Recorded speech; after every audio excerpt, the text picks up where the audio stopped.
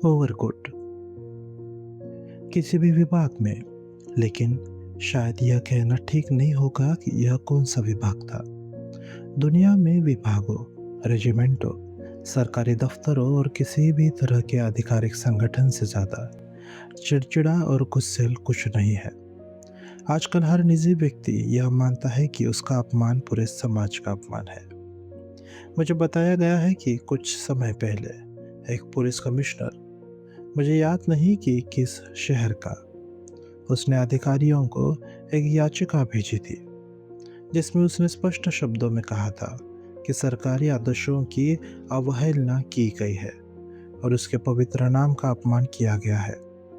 सबूत के तौर पर उसने अपनी याचिका के साथ एक बहुत बड़ा रोमांटिक किताब का खंड जोड़ा था जिसमें लगभग हर 10वें पेज पर एक पुलिस कमिश्नर का जिक्र था, कभी कभी तो बहुत नशे की हालत में। इसीलिए किसी भी तरह की अप्रिय गलतफहमी से बचने के लिए हम इस विभाग को केवल एक निश्चित विभाग कहेंगे। एक निश्चित विभाग में एक निश्चित सिविल सेवक काम करता था। यह सिविल सेवक किसी भी तरह से उल्लेखनीय नहीं था। वह थोड़ा छोटा कद का, थोड़ा चेचक के निशान वाला, थोड़ा लाल बालों वाला, थोड़ा निकट दृष्टि से ग्रस्त और सिर के ऊपर थोड़ा गंजा था। उसके दोनों गालों पर झुर्रियाँ थी और उसका रंग कुछ पीला था। इसके बारे में हम कुछ नहीं कर सकते। यह सब सेंट पीटर्सबर्ग की जलवायु की गलती है। उसके रैंक की बात करें, क्योंकि हमारे यहाँ रैंक पहले बताना जरूरी है। उसके रैंक की बात करें तो वह तथाकथित स्थायी टाइटुलर काउंसलर था, जो सिविल सेवा के 14 रैंकों में 9वें रैंक का होता है। जैसा कि सभी जानते हैं, इस रैंक का मजाक उड़ाया जाता है और इसे तुच्छ समझा जाता है, खासकर उन लेखकों द्वारा जो उन लोगों पर हमला करने की सराहनीय आदत रखते हैं जो जवाब नहीं दे सकते। इस सिविल सेवक का उपनाम था बाशमाचकिन।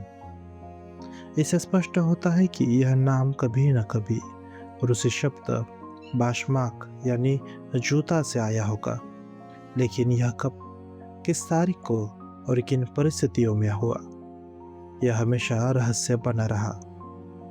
उसके पिता, दादा और यहाँ तक कि उसके साले और बाकी सभी बाशमाचकिन हमेशा जूतों में घूमते थे, जिनके तलवों को साल में सिर्फ 3 बार ठीक करवाया जाता था। उसका नाम और पितृनाम था अकाकी अकाकयेविच। श्रोताओं को यह नाम थोड़ा अजीब और कुछ हद तक असामान्य लग सकता है, लेकिन हम आपको विश्वास दिलाते हैं कि हमने इस नाम को चुनने में कोई समय बर्बाद नहीं किया। यह सबसे स्वाभाविक तरीके से हुआ कि उसे कोई और नाम नहीं दिया जा सकता था। इसका कारण इस प्रकार है। अकाकी अकाकेविच का जन्म, अगर अगर मेरी स्मृति है तो 23 मार्च को रात को हुआ था। उसकी धन्य स्मृति वाली माँ, जो एक सिविल सेवक की पत्नी और हर तरह से एक उत्कृष्ट महिला थी, उसने बच्चे की बपतिस्मा के लिए सभी ज़रूरी कदम उठाए। वह अभी भी बिस्तर पर थी, दरवाजे की ओर मुंह करके, और उसके दाई और गॉडफादर इवान इवानोविच यरुश्किन खड़े थे, जो सुप्रीम कोर्ट में हेड क्लर्क थे और एक बहुत ही प्रशंसनीय व्यक्ति थे। गॉड मदर थी अरीना सेमेनोवा बेलोब्रुश्किन, जो जिला पुलिस इंस्पेक्टर की पत्नी और बहुत ही सम्मानित महिला थी। माँ को 3 नामों में से एक चुनने का विकल्प दिया गया, मोकिया, सोसिया, या यह सुझाव दिया गया कि बच्चे का नाम शहीद खोज दाजाद के नाम पर रखा जाए। हाय राम, माँ ने सोचा, ये सब कितने अजीब नाम है। उसको खुश करने के लिए कैलेंडर को दूसरी जगह खोला गया, लेकिन फिर भी जो 3 नाम मिले वे भी असामान्य थे, त्रिफिली, दुला और वरखासी। हाय क्या मुसीबत है, गरीब महिला ने कहा। कितने अजीब नाम है, मैंने तो ऐसे नाम कभी सुने ही नहीं। काश यह वारदात या वर्क होता, लेकिन त्रिफिली और बरखासी। कैलेंडर का एक और पेज पलटा गया और उसके नाम थे पाउसिकासी और वक्तिसी। ठीक है, माँ ने कहा, मैं देख सकती हूँ कि इस गरीब मासूम बच्चे का भाग्य ऐसा ही है। अगर ऐसा है तो उसे अपने पिता के नाम पर ही बुलाया जाएगा। उसके पिता का नाम अकाकी था, तो बेटा भी अकाकी ही हो। इस तरह उसका नाम अकाकी रखा गया। बच्चे का बपतिस्मा हुआ और समारोह के दौरान वह रोने लगा और ऐसा मुंह बनाया जैसे उसे पहले से ही एहसास हो गया था कि वह एक दिन टाइटुलर काउंसलर बनेगा। खैर, यह सब कुछ हुआ। हमने इसे इतने विस्तार से बताया क्योंकि हम चाहते हैं कि श्रोता यह समझे कि यह सब किसी और तरह से नहीं हो सकता था और उसे कोई और नाम देना पूरी तरह असंभव था। अकाकी ने कब और किस तारीख को विभाग में प्रवेश किया और किसने उसे नियुक्त किया, यह कोई नहीं याद कर सकता। इतने सालों में जब वह उस विभाग में काम करता रहा, कई निदेशक और अन्य वरिष्ठ अधिकारी आए और गए, लेकिन वह हमेशा उसी जगह, उसी पद, उसी काम, यानी आधिकारिक दस्तावेजों की नकल करने में रहा। वास्तव में समय के साथ यह धारणा बन गई कि वह पूरी तरह से अपने काम के लिए तैयार होकर सिविल सेवक की वर्दी और सिर पर गंजेपन के साथ दुनिया में पैदा हुआ था। विभाग में उसे कोई खास सम्मान नहीं दिया जाता था। न केवल चौकीदार उसकी मौजूदगी में अपनी सीट से नहीं उठते थे, बल्कि वे उसे देखते भी नहीं थे, जैसे कि कोई साधारण मक्खी वेटिंग रूम से उड़कर गुजरी हो। उसके वरिष्ठ अधिकारी उसके साथ ठंडे और तानाशाही भरे रवैये से पेश आते थे।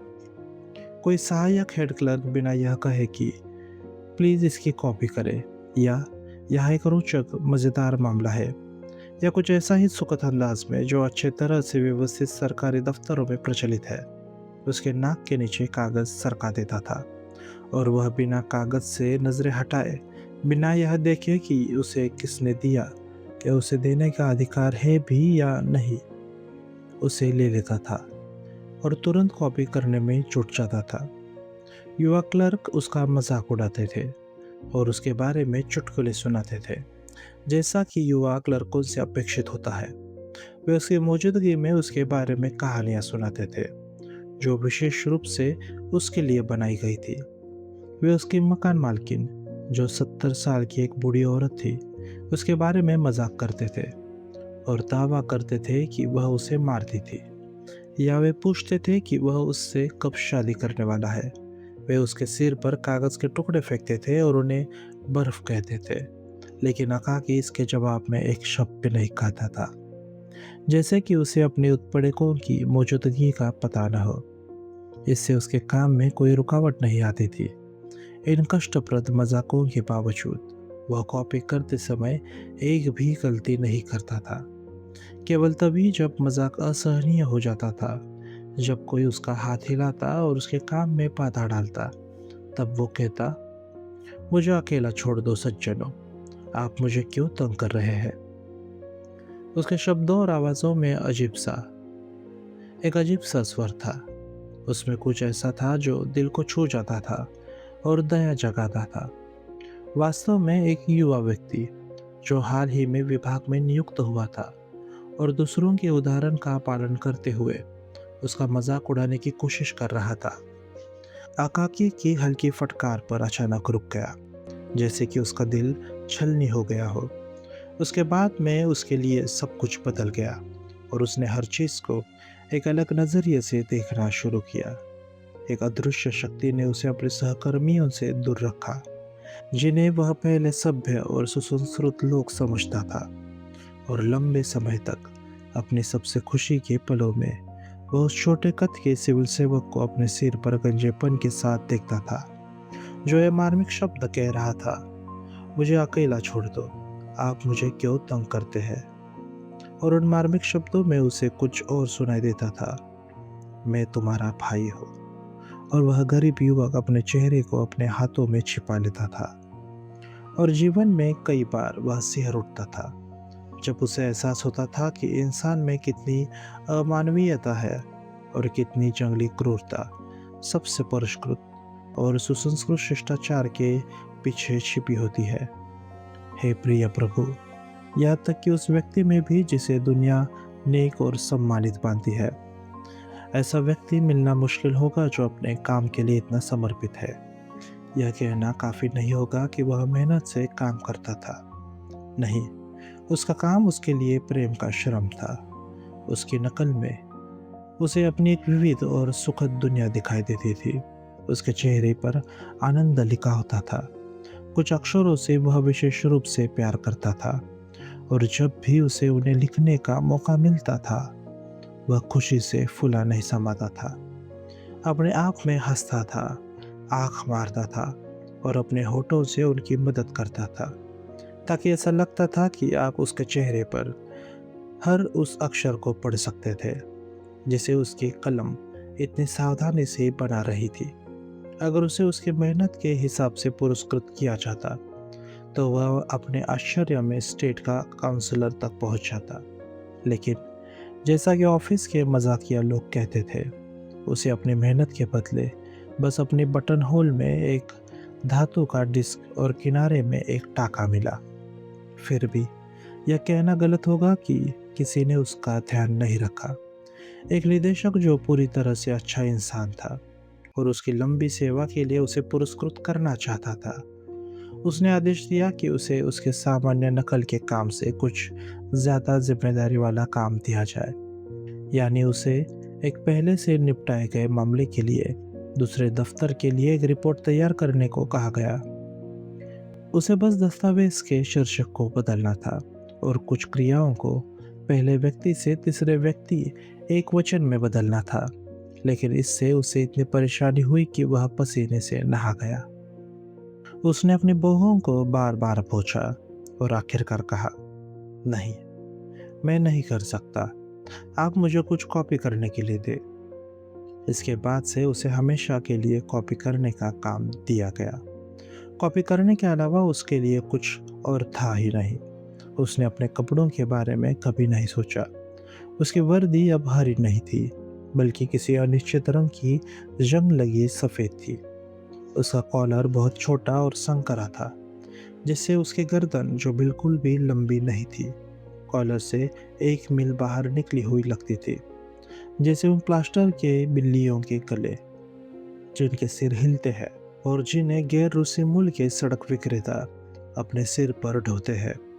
उसकी वर्दी पर हमेशा कुछ न कुछ चिपका रहता था, या तो भूसा या कोई धागा। उसके पास एक अजीब आदत थी कि जब वह सड़क पर चलता था, तो ठीक उसी समय खिड़की से नीचे से गुजरता था जब उसमें से कचरा फेंका जाता था। और इस वजह से उसके टोपी पर हमेशा तरबूज या खरबूज के छिलके और ऐसा ही कचरा रहता था। उसने अपनी ज़िंदगी में कभी सड़क पर रोज़मर्रा की चीज़ों पर ध्यान नहीं दिया, और इस मामले में वह अपने युवा सहकर्मियों से बिल्कुल अलग था, जो सड़क पर होने वाली हर चीज़ों को देखने के लिए मशहूर थे। उनकी बात सी तेज नज़रें इतनी गहरी थी कि वे सड़क के दूसरी तरफ चल रही किसी आदमी के पतलून के नीचे पट्टा खुला हुआ देख लेते थे, जिसे देखकर उनके चेहरे पर हमेशा एक शरारती मुस्कान आ जाती थी। लेकिन अगर अकाकी कुछ देखता भी था, तो उसे सिर्फ अपनी साफ सुथरी समान लिखावट वाली पंक्तियां ही दिखाई देती थी। केवल तभी जब कहीं से एक घोड़े का मुंह आकर उसके कंधे पर टिकता और उसके नाम से उसकी गाल पर तेज हवा चलती, तभी उसे एहसास होता था कि वह किसी पंक्ति के बीच में नहीं है, बल्कि सड़क के बीच में है।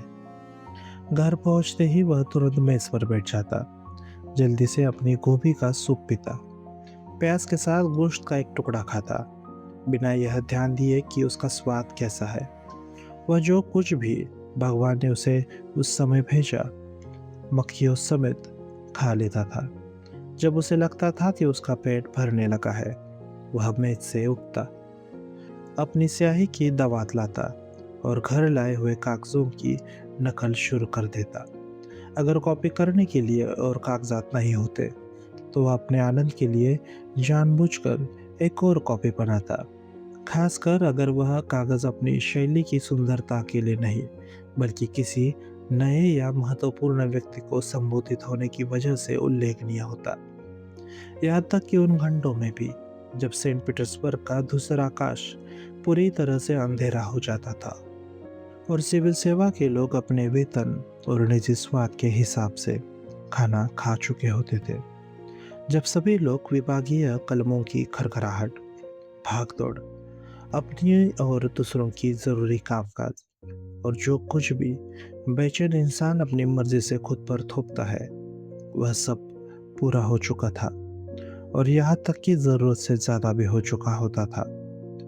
जब हर सिविल सेवक अपने बचे हुए खाली समय का आनंद लेने की जल्दी में होता था, कोई थोड़ा साहसी थिएटर की ओर भागता, कोई सैर करने जाता ताकि कुछ बेवकूफ़ी भरे औरतों की टोपियों को देख सके, कोई तीसरा किसी पार्टी में समय बिताने जाता ताकि किसी सुंदर लड़की जो किसी छोटे सिविल सेवा समूह की स्टार होती, उसकी तारीफ कर सके, और चौथा, जैसा कि 10 में से 9 बार होता है, हर सहकर्मी सिविल सेवा के घर जाता जो तीसरी या चौथी मंजिल पर 2 छोटे कमरों, एक छोटे हॉल या रसोई वाले फ्लैट पे रहता था, जिसमें फैशन की कुछ दिखावा होता था, जैसे कोई लैंप या कोई ऐसी चीज़ जिसके लिए कई त्याग करने पड़े हो, जैसे रात को खाना छोड़ना या बाहर घूमने न जाना।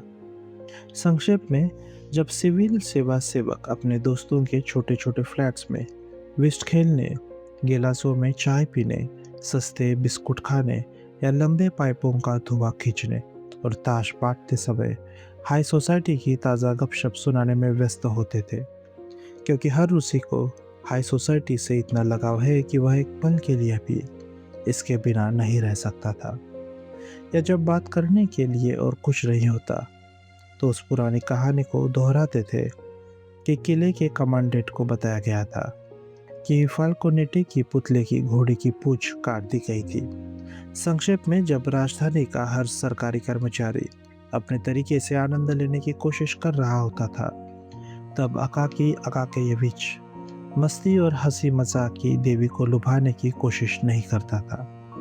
कोई भी यह दावा नहीं कर सकता था कि उसे कभी किसी पार्टी में देखा गया हो। अपने मन मुताबिक दस्तावेजों की नकल करने के बाद वह बिस्तर पर चला जाता, अगले दिन के सुखों की प्रतीक्षा में मुस्कुराता और सोचता था कि भगवान उसे कॉपी करने के लिए क्या भेजेगा। इस तरह एक ऐसे व्यक्ति का शांतिपूर्ण जीवन बीतता था जो अपने 400 रूबल के वेतन से स्पष्ट संतुष्ट रहना जानता था।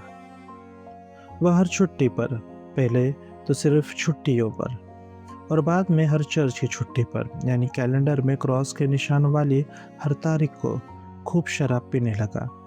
इस मामले में वह अपने पूर्वजों की परंपराओं के प्रति सच्चा था और इस विषय पर अपनी पत्नी के साथ बहस में वह उसे सांसारिक और जर्मन कहता था।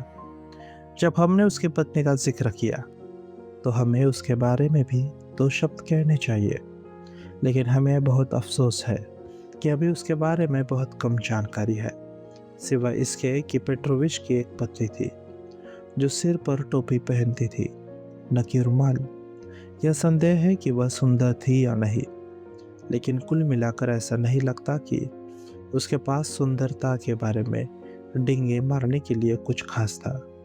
कम से कम केवल गार्ड्समैन ही उसे सड़क पर मिलने पर उसकी टोपी के नीचे झांकते थे, अपने मुंह से हिलाते और साथ ही एक अजीब तरह की गुर्राहट निकालते थे।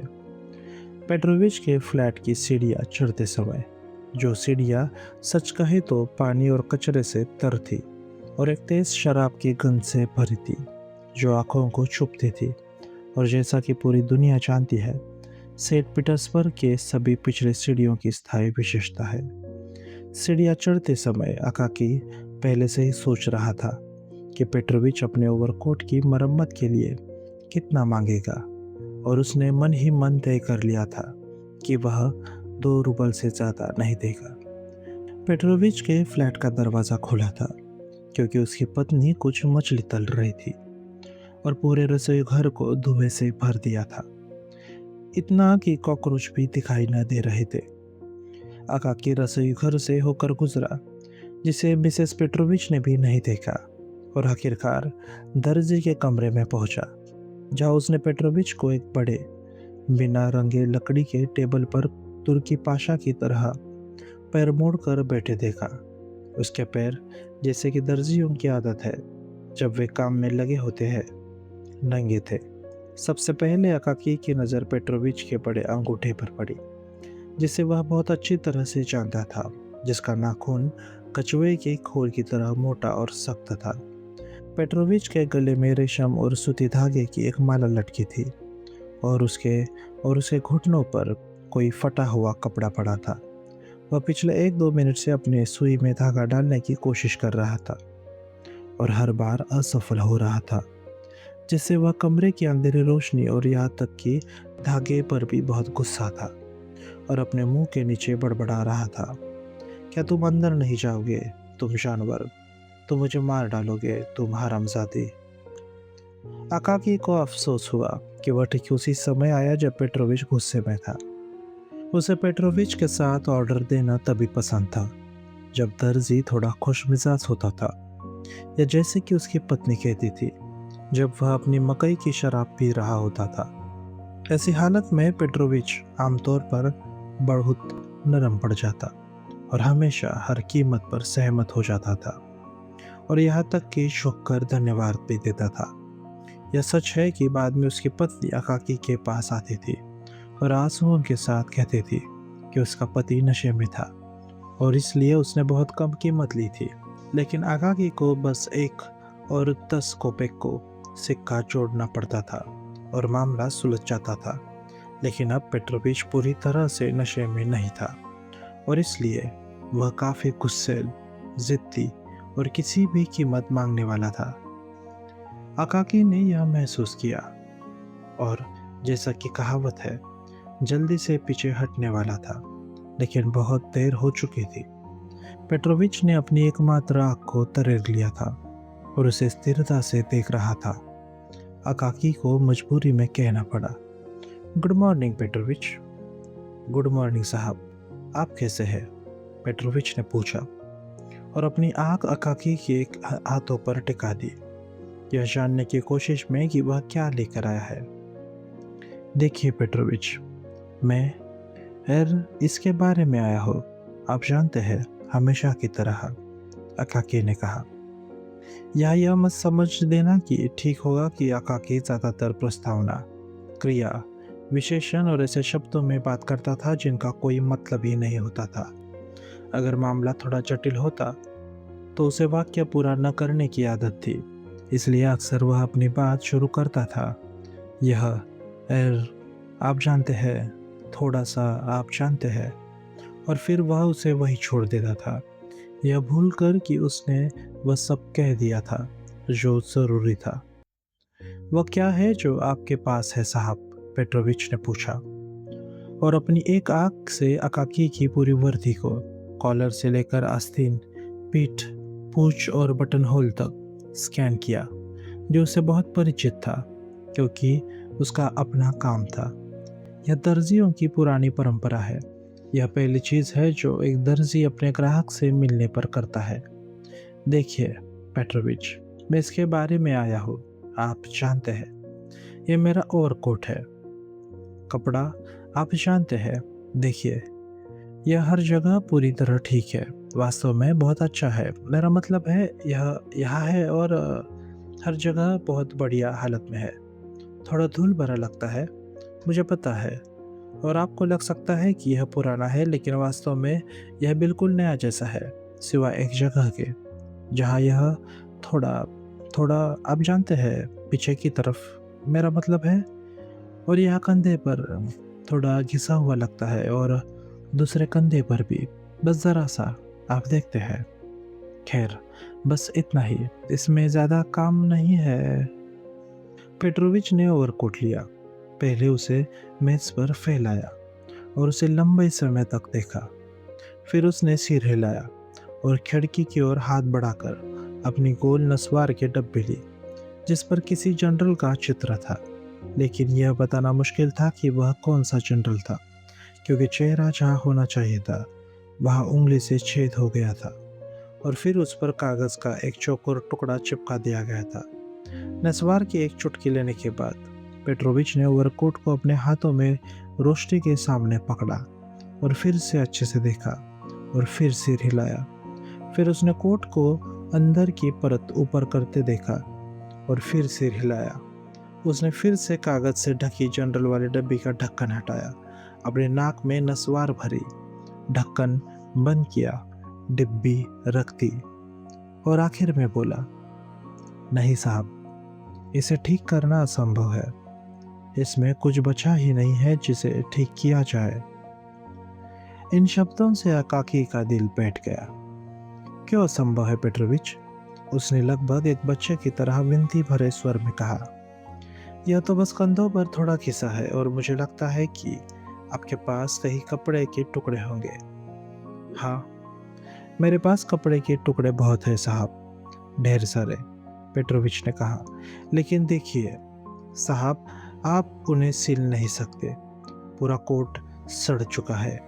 सुई छूते ही यह टुकड़े टुकड़े हो जाएगा। ठीक है, अगर यह टुकड़े टुकड़े भी हो जाए तो आपको बस इसे फिर से पैच करना होगा। अरे भगवान की दया करे साहब, आप सोचते हैं कि पैच किस पर टिकेंगे? मैं उन्हें किस पर सिलूं? क्या आप नहीं देख सकते साहब, यह कितना खिस चुका है, कितना घिसा हुआ है। इसे अब कपड़ा नहीं कह सकते। हवा का एक झोंका आएगा और ये उड़ जाएगा। लेकिन कृपया इसे थोड़ा मजबूत कर दे। मेरा मतलब है, ये तो वाकई में आप जानते हैं, है ना?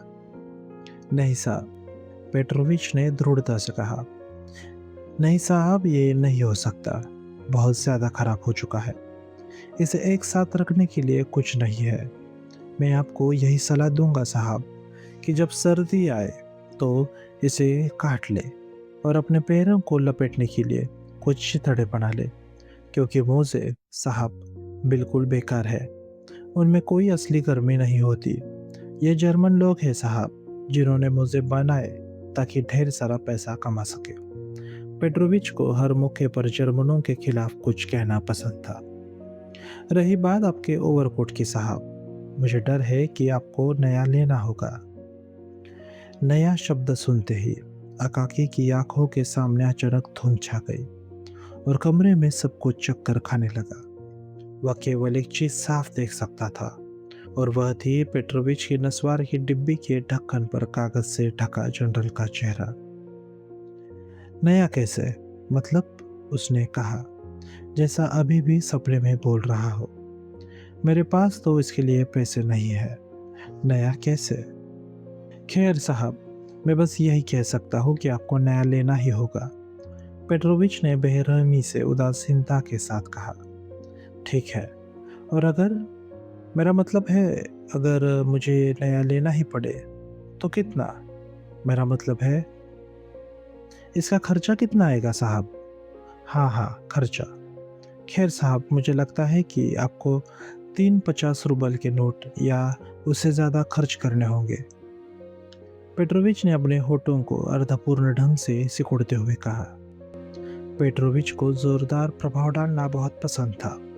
उसे किसी को अचानक सिर पर वार करना और फिर चुपके से यह देखना पसंद था कि उसके शब्दों के बाद वह हैरान व्यक्ति कैसा चेहरा बनाता है। 150 रूबल एक ओवरकोट के लिए? गरीब अकाकी ने जोर से चिल्लाया, शायद अपनी जिंदगी में पहली बार अपनी आवाज को इतना ऊंचा उठाते हुए, क्योंकि वह हमेशा अपनी नरम आवाज के लिए जानता था। हाँ साहब, पेट्रोविच ने कहा, और वह भी इस बात पर निर्भर करता है कि आप कैसा कोट लेते हैं। अगर आप कॉलर के लिए मार्टन फर और हुड के लिए रेशमी परत चाहते हैं तो यह आपको 200 तक पड़ सकता है। अब देखिए पेट्रोविच, अकाकी ने विनती भरे स्वर में कहा, न तो सुनते हुए या कम से कम यह कोशिश करते हुए कि पेट्रोविच जो कह रहा है उसे न सुने, और दर्जी के बनाए प्रभाव पर बिल्कुल ध्यान न देते हुए, कृपया मेरे प्यारे दोस्त, इसे किसी तरह ठीक कर दे ताकि मैं इसे थोड़ा और इस्तेमाल कर सकूं। आप जानते हैं। नहीं साहब, नहीं, इससे बस मेरा काम और आपका पैसा दोनों बर्बाद होगा, पेट्रोविच ने कहा।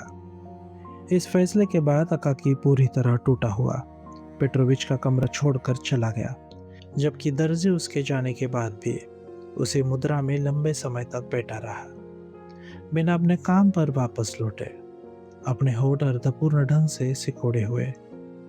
वह बहुत खुश था कि उसने न तो अपनी इज्जत कम की और न ही दर्जी कला को नीचा दिखाया। सड़क पर अकाकी को ऐसा लग रहा था जैसे वह सपने में हो। तो बात यह है ना? उसने अपने आप से बुदबुदाया।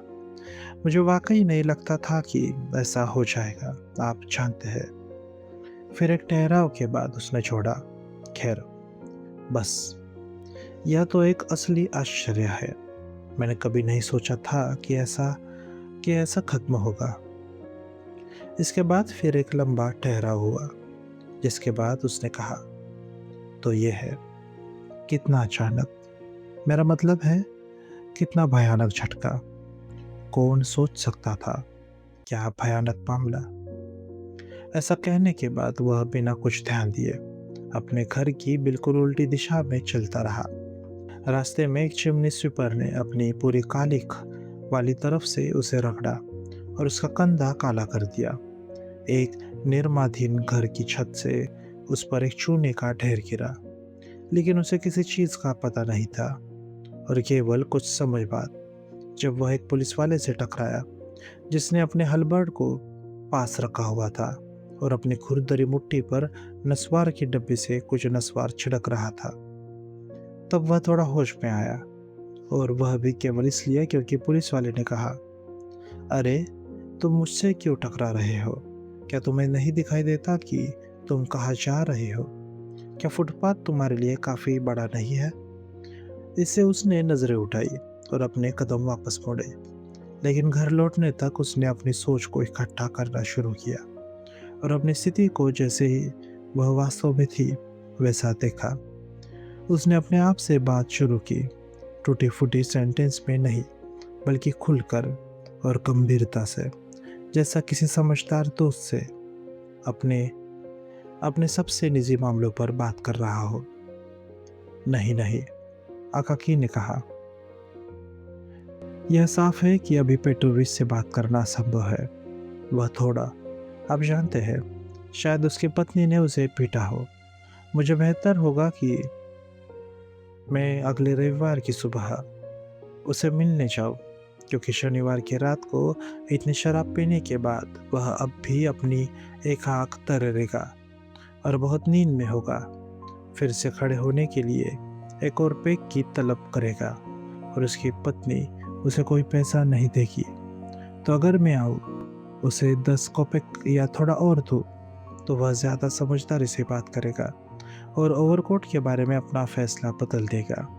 और फिर आप जानते हैं, आखिरकार रविवार आ गया। अकाकी ने दूर से देखा कि पेट्रोविच की पत्नी कहीं बाहर गई थी, तो वह सीधे अंदर चला गया, जैसा कि अपेक्षित था। शनिवार की रात की शराबखोरी के बाद पेट्रोविच की हालत खराब थी। वह मुश्किल से अपना सिर उठा पा रहा था, जो जैसे फर्श की ओर खींचा चला जा रहा था, और वह बहुत नींद में लग रहा था। फिर भी इस हालत में भी जैसे ही उसे पता चला कि अकाकी किस लिए आया है, ऐसे लगा जैसे शैतान ने उसे धक्का दिया हो। यह बिल्कुल असंभव है साहब, उसने कहा, आपको नया कोट बनवाना होगा। अकाकी ने तुरंत उसके हाथ में 10 कोपेक का सिक्का थमा दिया। आपका बहुत बहुत धन्यवाद साहब, पेट्रोविच ने कहा, आपकी बहुत मेहरबानी। मैं थोड़ा ताकत जुटाऊंगा और आपके स्वास्थ्य के लिए पीऊंगा। लेकिन अगर मैं आपकी जगह होता साहब, तो मैं आपके उस ओवरकोट के बारे में चिंता करना छोड़ देता। वह बिल्कुल बेकार है, उसके साथ कुछ नहीं किया जा सकता। लेकिन मैं आपको एक बात का वादा करता हूँ, मैं आपके लिए एक शानदार नया ओवरकोट बनाऊंगा। हाँ साहब, मैं ऐसा ही करूंगा। अकाकी ने पुराने कोट को ठीक करने के बारे में कुछ कहने की कोशिश की, लेकिन पेट्रोविच ने उसकी बात सुनने से भी इनकार कर दिया और बोला, आप मुझ पर भरोसा रखें साहब, मैं आपके लिए नया कोट बनाऊंगा, आपके लिए अपना सर्वश्रेष्ठ करूंगा साहब। और जब हम इस काम में हैं, आप देखते हुए कि अब यह फैशन है, तो क्यों ना कॉलर के लिए सिल्वर प्लेटेड हुक लगवा लें। तब आकाकी को आखिरकार महसूस हुआ, और यह एहसास हुआ कि उसे नया ओवरकोट लेना ही होगा। और उसका दिल बैठ गया। लेकिन वह इसे कैसे करेगा? किसके साथ? पैसे कहाँ से लाएगा? बेशक उसे छुट्टी का बोनस मिलने की उम्मीद थी। कम से कम उस बोनस के मिलने की अच्छी संभावना थी। लेकिन अगर उसे वह भी मिल गया तो उस पैसे को पहले ही बंटवारा हो चुका था। उसे नई पतलून खरीदनी थी, फिर जूते की दुकान वाले को पुराने जूतों में नए सुल लगाने के लिए पुराना कर्ज चुकाना था। इसके अलावा उसे सिलाई करने वाली से 3 कमीज़ें और 2 जोड़ी उस खास अंडरगारमेंट्स के ऑर्डर देने थे, जिनका नाम छपाई में शालीनता से नहीं लिया जा सकता। संक्षेप में, सारा पैसा आखिरी कौपे तक खर्च हो जाना था। और अगर विभाग का निदेशक इतना दयालु होकर उसे 40 के बजाय 45 या यहाँ तक कि 50 रुपये का बोनस भी दे, तो भी जो बचता तो वो ओवरकोट के खर्च के लिए समुद्र में एक बूंद जैसा होता। हालांकि उसे अच्छे से पता था कि पेट्रोविच कभी-कभी इतनी बेतुकी कीमत मांग लेता था कि उसकी पत्नी भी खुद को रोक नहीं पाती और चिल्ला उठती, यह बिल्कुल पागल हो गया है, बूढ़ा, मूर्ख। यह एक दिन यह काम को लगभग मुफ्त में ले लेता है, और अब शैतान ने इसे खुद की कीमत से ज़्यादा मांगने पर मजबूर कर दिया है। हालांकि उसे अच्छे से पता था कि पेट्रोविच 80 रुबल में ओवरकोट बनाने को तैयार हो जाएगा। सवाल फिर भी वही था, वह 80 रुबल कहाँ से लाएगा? मुश्किल से वह आधा पैसा जुटा सकता था। हाँ, वो आधा पैसा जुटा ही सकता था, शायद उससे थोड़ा और भी। लेकिन बाकी का आधा कहाँ से आएगा? लेकिन पहले ये बता देना चाहिए कि अकाकी को आधे पैसे की उम्मीद कहाँ से थी।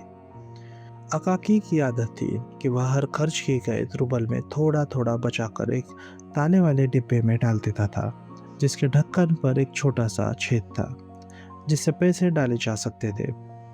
हर 6 महीने के बाद वह जमा हुए तांबे के सिक्कों को गिनता और उन्हें चांदी के सिक्कों में बदल देता।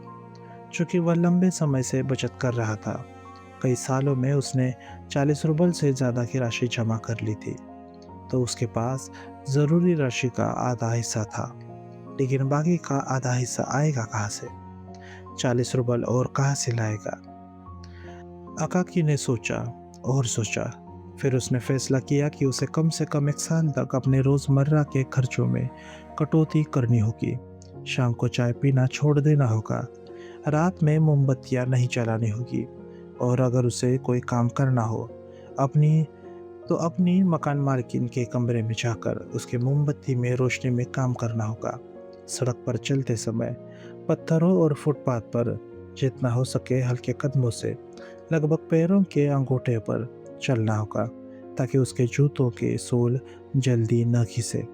कपड़े धोने वाले को जितना कम से कम कपड़े देने पड़े, और यह सुनिश्चित करने के लिए कि वे न घिसे, घर लौटते ही उन्हें उतार देना और केवल अपना पुराना सूती चोगा पहनना होगा, जो इतना पुराना था कि समय ने भी उसे बख्श दिया था। सच कहे तो अकाकी को शुरुआत में इस किफ़ायत को अपनाना बहुत मुश्किल लगा, लेकिन कुछ समय बाद वह इसकी आदत टाल गया और सब कुछ आसानी से चलने लगा। यहाँ तक कि उसे शाम को भूखा रहने की भी कोई परेशानी नहीं हुई, क्योंकि आध्यात्मिक रूप से वह काफ़ी पोषित था, क्योंकि उसके विचार उसके भविष्य के ओवरकोट के महान विचार से भरे थे। उसका पूरा अस्तित्व अब किसी तरह और भरा भरा सा लगने लगा, जैसे कि उसकी शादी हो गई हो, जैसे कि उसके साथ कोई और हो, जैसे कि वह कभी अकेला न हो, बल्कि कोई सुखद सहचर उसके ज़िंदगी के सुख दुख बांटने को तैयार हो गया हो। और यह प्यारा सहचर उसकी प्रिय पत्नी और कोई नहीं बल्कि वह ओवरकोट था, जिसमें मोटी सूती ऊनी परत और मजबूत परत थी जो जीवन भर चलने वाली थी। वह पहले से ज़्यादा खुश मिजाज हो गया और उसका चरित्र भी थोड़ा और दृढ़ हो गया, जैसे किसी ऐसे व्यक्ति को जो जानता हो कि उसका लक्ष्य क्या है और उसे कैसे हासिल करना है। उसके चेहरे और हरकतों से संध्या जैसे अपने आप गायब हो गया, और साथ ही अनिश्चितता और उसके चरित्र की सारी ढुलमुल और टाल मटोल वाली खूबियाँ भी। कभी-कभी उसकी आंखों में एक चमक दिखाई देती थी और उसके दिमाग में सबसे साहसी, निर्भीक विचार कौनता था कि क्या उसे आखिरकार अपने लिए मार्टन फर का कॉलर नहीं लेना चाहिए। नए ओवरकोट के बारे में ये सारे विचार उसके ऑफिस के काम से उसका ध्यान लगभग भटका देते थे।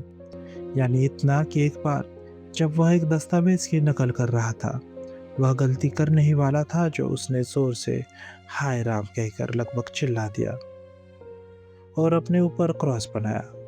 वह कम से कम हर महीने में एक बार पेट्रोविच से मिलने जाता ताकि ओवरकोट के बारे में बात कर सके कि कपड़ा कहाँ से खरीदना सबसे अच्छा होगा और कौन सा रंग और किस कीमत पर।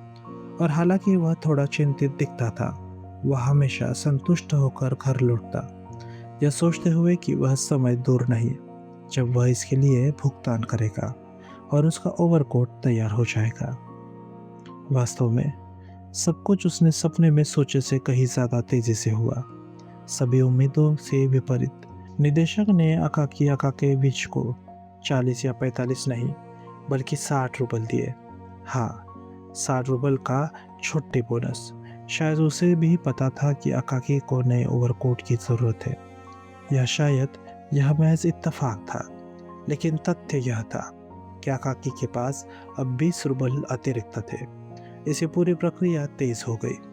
2-3 महीने और कम खाने की जिंदगी के बाद अकाकी ने वास्तव में लगभग 80 रुपल बचा लिए। उसकी नब्ज, जो आमतौर पर सुस्त रहती थी, तेजी से धड़कने लगी। अगले ही दिन वह पेट्रोविच के साथ दुकानों पर गया।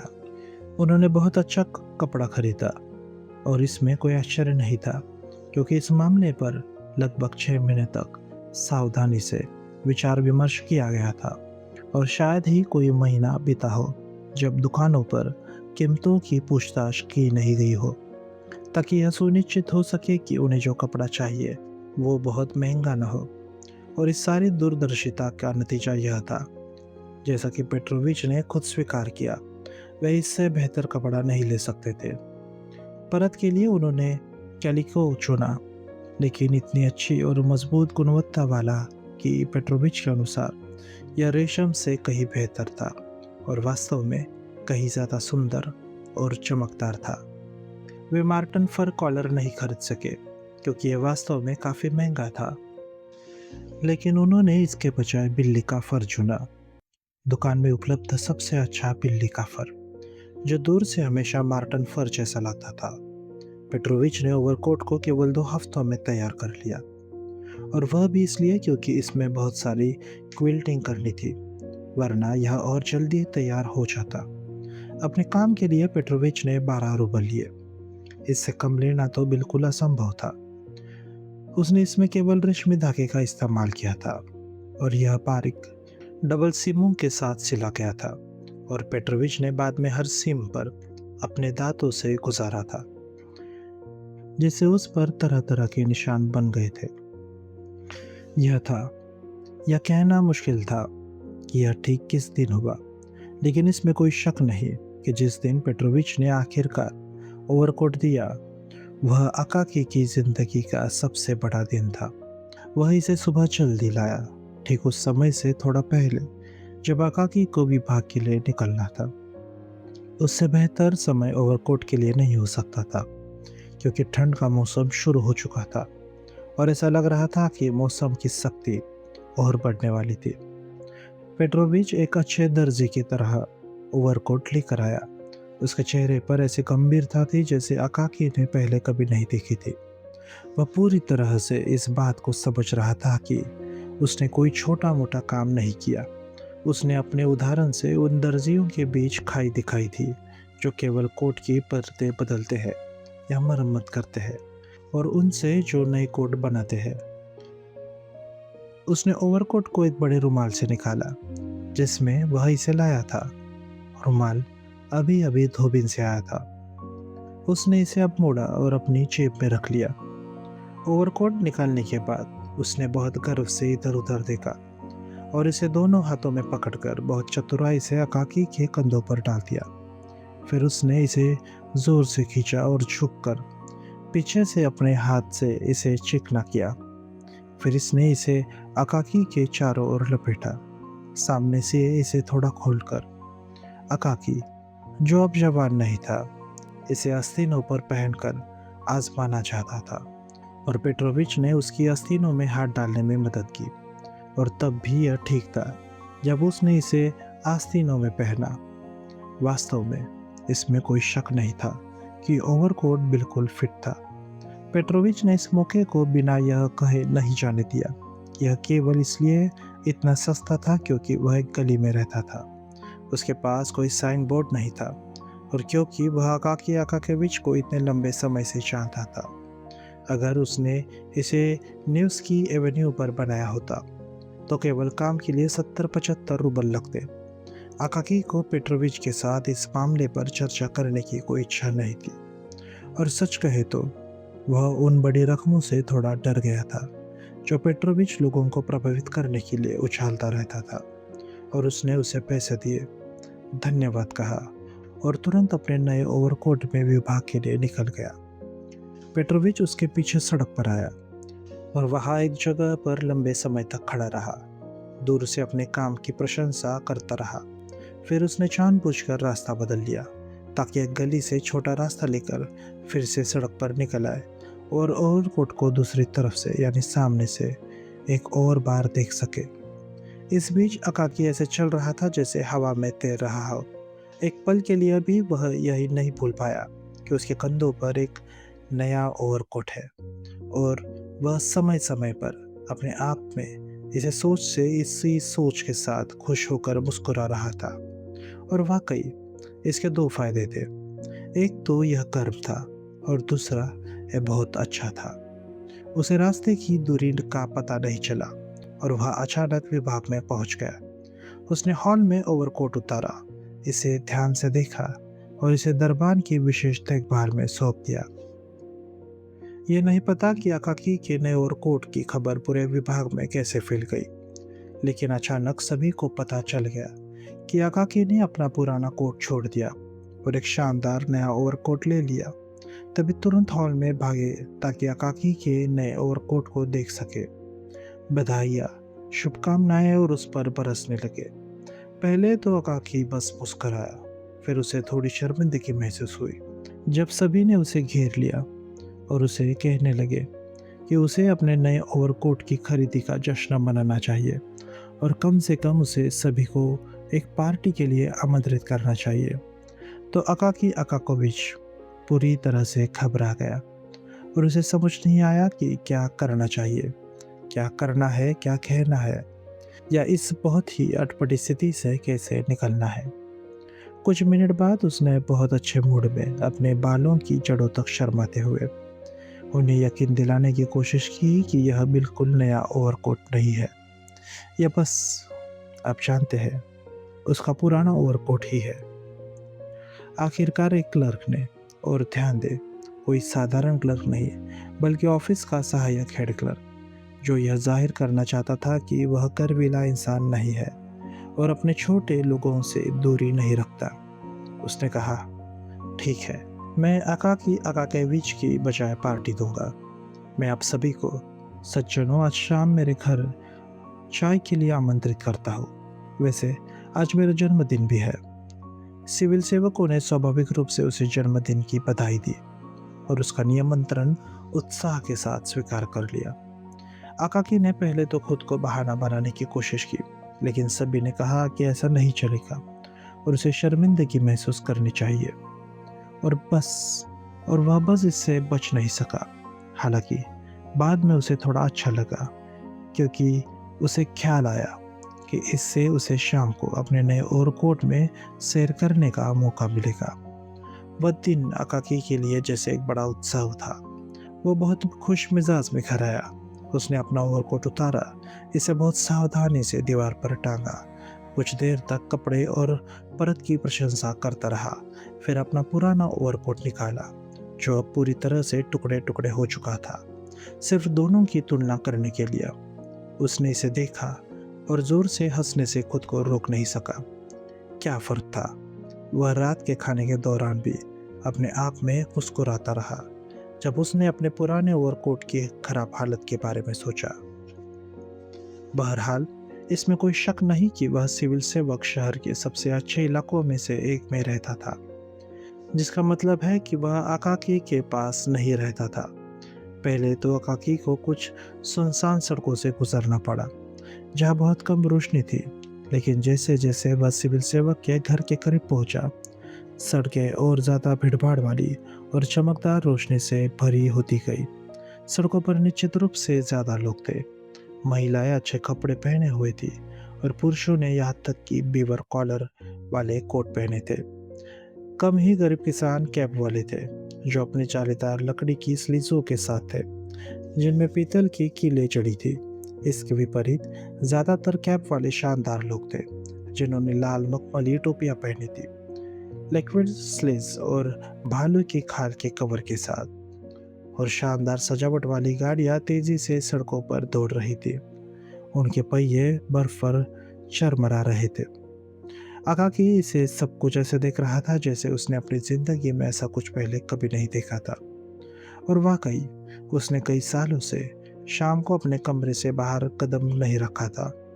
वह एक रोशन दुकान की खिड़की के सामने रुक गया और कुछ मिनटों तक मंत्रमुग्ध होकर एक खूबसूरत महिला की तस्वीर को देखता रहा, जो अपना जूता उतार रही थी और अपना नंगा पैर दिखा रही थी, जो बहुत ही सुडौल थी। उसके पीछे एक सज्जन ने दूसरे कमरे के दरवाजे से अपना सिर निकाला था और ठोड़ी पर एक सुंदर इंपीरियल था। आकाकी ने सिर हिलाया और मुस्कुराया और फिर अपने रास्ते पर चल पड़ा। वो क्यों मुस्कुराया? शायद इसलिए शायद इसलिए कि उसने कुछ ऐसा देखा जो उसने पहले कभी नहीं देखा था, लेकिन जिसके लिए हर किसी के अंदर कहीं न कहीं एक पसंद छिपी होती है। या शायद कई अन्य सिविल सेवकों की तरह उसने अपने आप से सोचा, हाय, ये फ्रांसीसी लोग, क्या लोग हैं! सचमुच, अगर उनका दिल किसी चीज़ पर आ जाए, किसी खैर ऐसी चीज़ पर आप जानते हैं, तो यह कुछ खैर वैसी ही चीज़ होती है। लेकिन शायद उसने अपने आप से कुछ भी नहीं कहा। वास्तव में किसी के दिमाग में झांक कर यह कैसे पता किया जा सकता है कि वह क्या सोच रहा है? आखिरकार वह उस घर पर पहुंच गया जहां उसके ऑफिस का युवा सहायक हेड क्लर्क रहता था। सहायक हेड क्लर्क बहुत शानदार ढंग से रहता था। सीढ़ियों पर एक लैंप चल रहा था और उसका फ्लैट दूसरी मंजिल पर था। हॉल में घुसते ही आकाकी ने फर्श पर गलोश की पंक्तियां देखी। उनके बीच के कमरे के बीच में एक समोवार खड़ा था, जो सिसकार रहा था और भाप के बादल छोड़ रहा था। दीवारें ओवरकोट और क्लोकों से ढकी थी, कुछ तो बीवर कॉलर और मखमली रिवर्स वाले थे। दीवार की दूसरी तरफ से बातचीत का स्पष्ट शोर आ रहा था, और जब दरवाजा खुला और एक नौकर खाली चाय के गिलासों, क्रीम के जग और बिस्कुट की टोकरी के साथ एक ट्रे लेकर बाहर आया, तो यह शोर बहुत साफ और तेज हो गया। यह साफ था कि सिविल सेवक वहाँ कुछ समय से थे और अपनी पहली चाय का गिलास पहले से ही खत्म कर चुके थे। अपना ओवरकोट खुद टांगने के बाद अकाकी कमरे में दाखिल हुआ। उसकी नज़रों के सामने एक साथ मोमबत्तियाँ, सिविल सेवक, पाइप और ताश के मेज़ें चमक उठी, जबकि उसके कानों में हर कोने से आने वाली लगातार बातचीत का स्पष्ट शोर और कुर्सियों की खिसकाने की आवाज़ गूंज रही थी। वह कमरे में बीच में खड़ा हो गया, थोड़ा उदास दिख रहा था और बेतहाशा सोच रहा था कि उसे क्या करना चाहिए। लेकिन उसकी मौजूदगी पहले से ही देख ली गई थी। उसका स्वागत जोरदार चिक्कों के साथ हुआ था और सभी तुरंत हॉल में गए ताकि उसके ओवरकोट को फिर से देख सके। हालांकि पहले तो उसे भी थोड़ी शर्मिंदगी महसूस हुई, लेकिन अकाकी, जो स्वभाव से बहुत ही सादा था, यह सुनकर खुश हुए बिना नहीं रह सका कि हर कोई उसके ओवरकोट की तारीफ कर रहा था। फिर, जैसे कि अपेक्षित था, उन्होंने उसे और उसके ओवरकोट को भुलाकर ताश के मेज़ों के चारों ओर, जो विस्ट के लिए सजाई गई थी, भीड़ लगा ली। यह सब शोर, बातचीत और लोगों की भीड़ अकाकी के लिए बहुत अजीब और परेशान करने वाला था। उसे बस समझ नहीं आ रहा था कि क्या करना है, अपने हाथ और पैर या अपने पूरे शरीर को कहाँ रखना है। आखिरकार वह ताश खेलने वालों के पास बैठ गया, ताश देखने लगा। एक खिलाड़ी का चेहरा देखा, फिर दूसरे का, और थोड़ी देर बाद उसे बोरियत होने लगी और वह जमाई लेने लगा, खासकर क्योंकि समय काफ़ी हो चुका था और उसके सोने का समय बहुत पहले बीत चुका था। उसने अपने मेज़बान से विदा लेने की कोशिश की, लेकिन उन्होंने उसे जाने नहीं दिया। यह कहते हैं कि उसके नए ओवरकोट के सम्मान में उन्हें एक गिलास शैंपेन पीनी होगी। लगभग 1 घंटे बाद रात का खाना परोसा गया। इसमें मिश्रित सलाद, ठंडा व्हील, मीट पाई, क्रीम पेस्ट्री और शैंपेन शामिल था। उन्होंने अकाकी को 2 गिलास शैंपेन पिलाए, जिसके बाद उसे लगा कि कमरे में सब कुछ और ज़्यादा मज़ेदार हो गया। हालांकि वह ये नहीं भूल सका कि आधी रात हो चुकी थी और उसे घर जाने का समय था। यह सुनिश्चित करने के लिए कि मेज़बान उसे किसी बहाने से रोक न ले, वह चुपके से कमरे से निकल गया और हॉल में अपना ओवरकोट पाया। उसने खुद के साथ देखा कि ओवरकोट फर्श पर पड़ा था। उसने इसे उठाया, झाड़ा, उस पर हर धूल का कण हटाया और इसे अपने कंधों पर डालकर सीढ़ियों से उतरकर सड़क पर निकल गया। सड़क पर अभी भी उजाला था। कुछ छोटी किराने की दुकानें, जो हर तरह के नौकरों के लिए 24 घंटे क्लब की तरह अभी भी खुली थी। जिन दुकानों के दरवाजे बंद हो चुके थे, उनके नीचे की दरारों से अभी भी रोशनी की किरणें निकल रही थी, जो दिखा रही थी कि वहाँ अभी भी कुछ लोग थे, शायद नौकरानियाँ और नौकर, जो अपनी बातचीत और गपशप खत्म कर रहे थे, जिससे उनके मालिकों को बिल्कुल नहीं पता था कि वे कहाँ हैं। अकाकी बहुत खुश महसूस करते हुए चल रहा था और उसने पता नहीं क्यों एक महिला के पीछे दौड़ना शुरू कर दिया, जो बिजली की तरह तेजी से उसके पास से गुजरी थी। उसका हर अंग तेज गति में था। हालांकि वह तुरंत रुक गया और पहले की तरह धीमे कदमों से चलने लगा, खुद हैरान होकर कि यह अचानक तेजी कहाँ से आ गई थी। जल्द ही वह उन अंतहीन सुनसान सड़कों पर पहुंच गया, जो दिन में भी खास खुशमिजाज नहीं होती। रात की तो बात ही छोड़ दे, अब वे और भी सुनसान और अकेली लग रही थी। स्ट्रीट लैम्प कम थे और जो थे वे बुझे हुए थे। नगर पालिका के आधिकारिक तेल बचाने में लगे थे। अब वह लकड़ी के घरों और बाड़ों वाले इलाके में आ गया था। वहां दूर दूर तक कोई नहीं दिख रहा था। केवल बर्फ सड़कों पर चिपक रही थी और सैकड़ों उदास नीचे बने मकान, जिनके शटर बंद थे और जो गहरी नींद में डूबे हुए लग रहे थे। उसके सामने एक लंबी अंधेरी रेखा में फैले थे। जल्द ही वह उस जगह के पास पहुंचा जहाँ सड़क एक विशाल चौक से कटती थी, जिसके दूसरी तरफ के घर धुंधले दिख रहे थे और वह चौक से उसे एक भयानक रेगिस्तान जैसे लग रहे थे। बहुत दूर, पता नहीं कहाँ, वह एक सेंट्री बॉक्स से आने वाली रोशनी की झलक देख सकता था, जो ऐसा लग रहा था जैसे दुनिया के किनारे पर खड़ा हो। चौक में घुसते ही अकाकी की खुशी स्पष्ट रूप से कम हो गई। वह एक तरह के अनिश्चित डर के साथ वहां घुसा, जैसे उसे हड्डियों में महसूस हो रहा हो कि कुछ अनहोनी होने वाली है। उसने पीछे मुड़कर देखा, फिर दोनों तरफ नजर डाली। ऐसा लग रहा था जैसे वह चारों ओर समुद्र से घिरा हो। बेहतर है कि मैं न देखूं, उसने अपने आप से सोचा और अपनी आंखें बंद करके वह आगे बढ़ा, केवल यह देखने के लिए कि आंखें खोलता कि चौक का अंत कितना दूर है। लेकिन उसने जो देखा वो 2 लोग थे, जो ठीक उसके सामने खड़े थे, जिनके मूछें थी, लेकिन अंधेरे में वह ये नहीं समझ सका कि वो कौन थे। उसे चक्कर आ गया और उसका दिल उसकी पसलियों से तेजी से टकराने लगा। देखो, ये मेरा ओवरकोट है, उनमें से एक ने गर्जन भरी आवाज में कहा और उसे कॉलर से पकड़ लिया। अकाकी बचाओ चिल्लाने ही वाला था कि दूसरे आदमी ने उसकी मुट्ठी उसके चेहरे के सामने लहराई, जो एक सिविल सेवक के सिर जितनी बड़ी थी, और बोला, बस एक चीख निकाल कर देखो। गरीब अकाकी को बस इतना पता था कि उन्होंने उसका ओवरकोट उतार लिया और उसे एक लात मारी, जिससे वह बर्फ पर औंधे मुंह गिर पड़ा। उसे अब कुछ भी महसूस नहीं हो रहा था। कुछ मिनट बाद वह इतना होश में आया कि खड़ा हो सका, लेकिन वहां दूर दूर तक कोई नहीं दिख रहा था।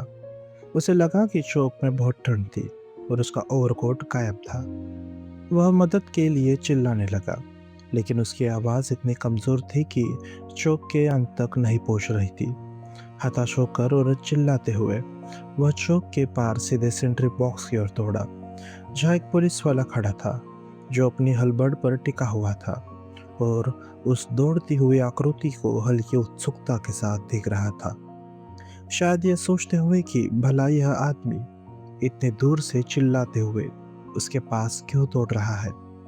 पुलिस वाले के पास पहुंचकर अकाकी ने हाफती आवाज में उस पर चिल्लाना शुरू किया कि वह सो रहा था। यह भी नहीं देखा कि उसके ठीक नाक के नीचे एक आदमी को लूट लिया गया। पुलिस वाले ने कहा कि उसने कुछ नहीं देखा, या बल्कि उसने बस इतना देखा कि दो लोगों ने उसे यानी अकाकी को चौक के बीच में रोका था, लेकिन उसने सोचा कि वे उसके दोस्त थे। उसने अकाकी को सलाह दी कि वह उसका अपमान करने की बजाय अगली सुबह पुलिस इंस्पेक्टर से मिलने जाए, क्योंकि इंस्पेक्टर निश्चित रूप से उन लोगों को ढूंढ लेगा जिन्होंने उसका ओवरकोट लिया था। अकाकी अकाकायेविच पूरी तरह से घबराहट में घर दौड़ कर आया।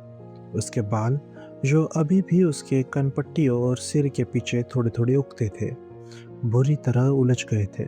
उसकी छाती, बाहें और पतलून बर्फ से ढके थे। उसकी बूढ़ी मकान मालकिन, जो दरवाजे पर जोरदार खटखटाने से चौंक गई थी, जल्दी से बिस्तर से कूदी और एक पैर में सिर्फ एक चप्पल पहने हुए दरवाजा खोलने दौड़ी, एक हाथ से अपने कमीज को अपनी छाती से शालीनता से पकड़े हुए। जब उसने दरवाजा खोला और अकाकी की भयानक हालत देखी, तो वह हाफते हुए पीछे हट गई। अकाकी ने उसे बताया कि उसके साथ क्या हुआ, और उसने निराशा में अपने हाथ ऊपर उठाए और कहा कि उसे सीधे जिला पुलिस कमिश्नर के पास जाना चाहिए, क्योंकि पुलिस इंस्पेक्टर निश्चित रूप से उसे ठग लेगा, तरह तरह के वादे करेगा, फिर उसे धोखा देगा। जिला पुलिस कमिश्नर के पास जाना ज़्यादा बेहतर होगा, जो उसे जानता था, क्योंकि उसकी पुरानी फिनिश नौकरानी एना, जो कभी उसकी रसोइया थी, अभी कमिश्नर के यहाँ नर्स के रूप में काम करती थी। इसके अलावा उसने उसे अक्सर घर के सामने से गाड़ी में जाते देखा था, और वह हर रविवार को चर्च जाता था और प्रार्थना करते समय हमेशा सबको खुशी से देखता था, जिससे लगता था कि वह एक दयालु इंसान है। इस सलाह को सुनकर अकाकी उदास होकर अपने कमरे में चला गया, और उसने वह रात कैसे बिताई यह उन लोगों पर छोड़ देता है जो किसी दूसरे इंसान की स्थिति को समझ सकते हैं। अगली सुबह जल्दी वह जिला पुलिस कमिश्नर से मिलने गया, लेकिन उसे बताया गया कि वह अभी सो रहा है। वह 10 बजे फिर आया और फिर कहा गया कि वह सो रहा है। वह 11 बजे गया और बताया गया कि पुलिस कमिश्नर घर पर नहीं है। वह दोपहर के खाने के समय आया, लेकिन वेटिंग रूम के क्लर्कों ने उसे किसी भी हाल में अंदर नहीं आने दिया, जब तक कि उसने पहले यह नहीं बताया कि वह क्यों आया है, यह मामला क्या है और क्या हुआ था। आखिरकार अकाकी को अपनी जिंदगी में पहली बार लगा कि उसे खुद को जताना होगा, और उसने साफ साफ कहा कि वह जिला पुलिस कमिश्नर से व्यक्तिगत रूप से मिलने आया है, कि उन्हें उसे अंदर आने से रोकने का कोई अधिकार नहीं है, कि वह विभाग से आधिकारिक काम से आया है, और अगर उसने उनकी शिकायत की तो वे देख लेंगे कि क्या होता है। क्लर्कों ने इसके जवाब में कुछ नहीं कहा, और उनमें से एक कमिश्नर को बुलाने गया। पुलिस कमिश्नर ने अकाकी की ओवरकोट खोने की कहानी को कुछ अजीब ढंग से लिया। मुख्य मुद्दे पर ध्यान देने के बजाय उसने अकाकी से ऐसे सवाल पूछने शुरू किए जो उससे कोई लेना देना नहीं था, और जैसे कि वह इतनी रात को घर क्यों लौट रहा था, और क्या वह पक्का है कि वह पिछले रात किसी अव्यवस्थित जगह पर नहीं था। इससे अकाकी को बहुत शर्मिंदगी महसूस हुई, और वह यह सोचते हुए चला गया कि क्या पुलिस कभी उसके ओवरकोट को वापस लाने के लिए जरूरी कदम उठाएगी। उस दिन अपनी जिंदगी में पहली बार अकाकी विभाग में नहीं गया। अगले दिन वह बहुत पीला दिखाई दिया और अपने पुराने कोट में आया, जो पहले से बदतर हालत में था। उसके ओवरकोट की चोरी की खबर से उसके कई सहकर्मी प्रभावित हुए। हालांकि कुछ ऐसे भी थे जो इन्हें दुखद मौके पर भी गरीब अकाकी का मजाक उड़ाने से खुद को रोक नहीं सके। अकाकी के लिए एक विशेष चंदा इकट्ठा करने का फैसला किया गया, लेकिन वे केवल एक मामूली राशि ही इकट्ठा कर पाए, क्योंकि उसके ऑफिस के क्लर्क पहले ही डायरेक्टर की तस्वीर के लिए फंड में और किसी डिपार्टमेंटल प्रमुख की सलाह पर, जो लेखक का दोस्त था, किसी किताब के लिए काफ़ी खर्च कर चुके थे। खैर, इकट्ठा हुई राशि बहुत मामूली थी। हालांकि एक सिविल सेवक दया से प्रेरित होकर उसने कम से कम अकाकी को अच्छी सलाह देने का फैसला किया। उसने कहा कि उसे जिला पुलिस इंस्पेक्टर के पास नहीं जाना चाहिए, क्योंकि भले ही यह हो सकता है कि इंस्पेक्टर अपने वरिष्ठों की प्रशंसा पाने की चाह में किसी तरह उसका ओवरकोट ढूंढ ले, लेकिन अकाकी उसे पुलिस स्टेशन से तब तक नहीं निकाल पाएगा जब तक कि वह सारे ज़रूरी कानूनी सबूत पेश न कर दे कि कोर्ट उसका है। इसलिए बेहतर होगा कि अकाकी सीधे एक बहुत महत्वपूर्ण व्यक्ति के पास जाए, क्योंकि वह बहुत महत्वपूर्ण व्यक्ति सही लोगों से संपर्क करके और पत्र लिखकर इस पूरे मामले को कहीं तेजी से हल कर सकता है। अकाकी अकाकेविच और वह और क्या कर सकता था? उसने बहुत महत्वपूर्ण व्यक्ति से मिलने का फैसला किया। बहुत महत्वपूर्ण व्यक्ति का पद और उसका काम वास्तव में क्या था, यह कभी ठीक से पता नहीं चला और अभी भी अज्ञात है। इतना कहना काफ़ी है कि बहुत महत्वपूर्ण व्यक्ति हाल ही में ही बहुत महत्वपूर्ण व्यक्ति बना था, और उससे पहले वह काफ़ी महत्वहीन व्यक्ति था। इसके अलावा उसका ऑफिस भी अब उन अन्य ऑफिसों की तुलना में ज़्यादा महत्वपूर्ण नहीं माना जाता था, जो इससे बड़े थे। लेकिन हमेशा कुछ ऐसे लोग होंगे जो उस चीज़ को महत्वपूर्ण मानते हैं जो दूसरों की नज़र में काफ़ी महत्वहीन होती है। फिर भी बहुत महत्वपूर्ण व्यक्ति ने हर तरह से अपनी महत्वता बढ़ाने की कोशिश की। जैसे कि उसने नियम बनाया कि उसके मातहत उसे सीढ़ियों पर मिले जब वह अपने ऑफिस पहुंचे, कि कोई भी बिना पहले साक्षात्कार के लिए याचिका दिए उसके ऑफिस में न जाए, और सब कुछ बहुत सख्त व्यवस्था के अनुसार हो। कॉलेजिएट रजिस्ट्रार को पहले प्रांतीय सचिव को और फिर टाइटुलर काउंसलर को या जिसे भी रिपोर्ट करना हो उसे रिपोर्ट करना चाहिए, और केवल ऐसी प्रक्रिया से कोई विशेष काम उसके पास पहुंचना चाहिए। पवित्र रूस में हमें यह कहते हुए खेद है कि हर कोई एक दूसरे की नकल करने और अपने से ऊपर वाले की कॉपी करने का उत्सुक लगता है। यहाँ तक कि एक कहानी है कि एक टाइटुलर काउंसलर, जिसे किसी छोटे ऑफिस का प्रमुख बनाया गया था, उसने तुरंत अपने लिए खास कमरा अलग कर लिया, जैसे उसने प्रेजेंस चेंबर कहा, और दरवाजे पर लाल कॉलर और गैलून वाले कोट पे 2 कमिश्नर तैनात किए, जिन्हें निर्देश दिए गए कि वे दरवाजे का हैंडल पकड़े और उससे मिलने वाले हर किसी व्यक्ति के लिए दरवाज़ा खोले। हालांकि प्रेजेंस चेंबर में एक साधारण राइटिंग डेस्क के लिए भी मुश्किल से जगह थी। बहुत महत्वपूर्ण व्यक्ति के तौर तरीके और आदतें बहुत भव्य और प्रभावशाली थी, लेकिन बहुत सूक्ष्म नहीं। उसका पूरा सिस्टम मुख्य रूप से शक्ति पर आधारित था।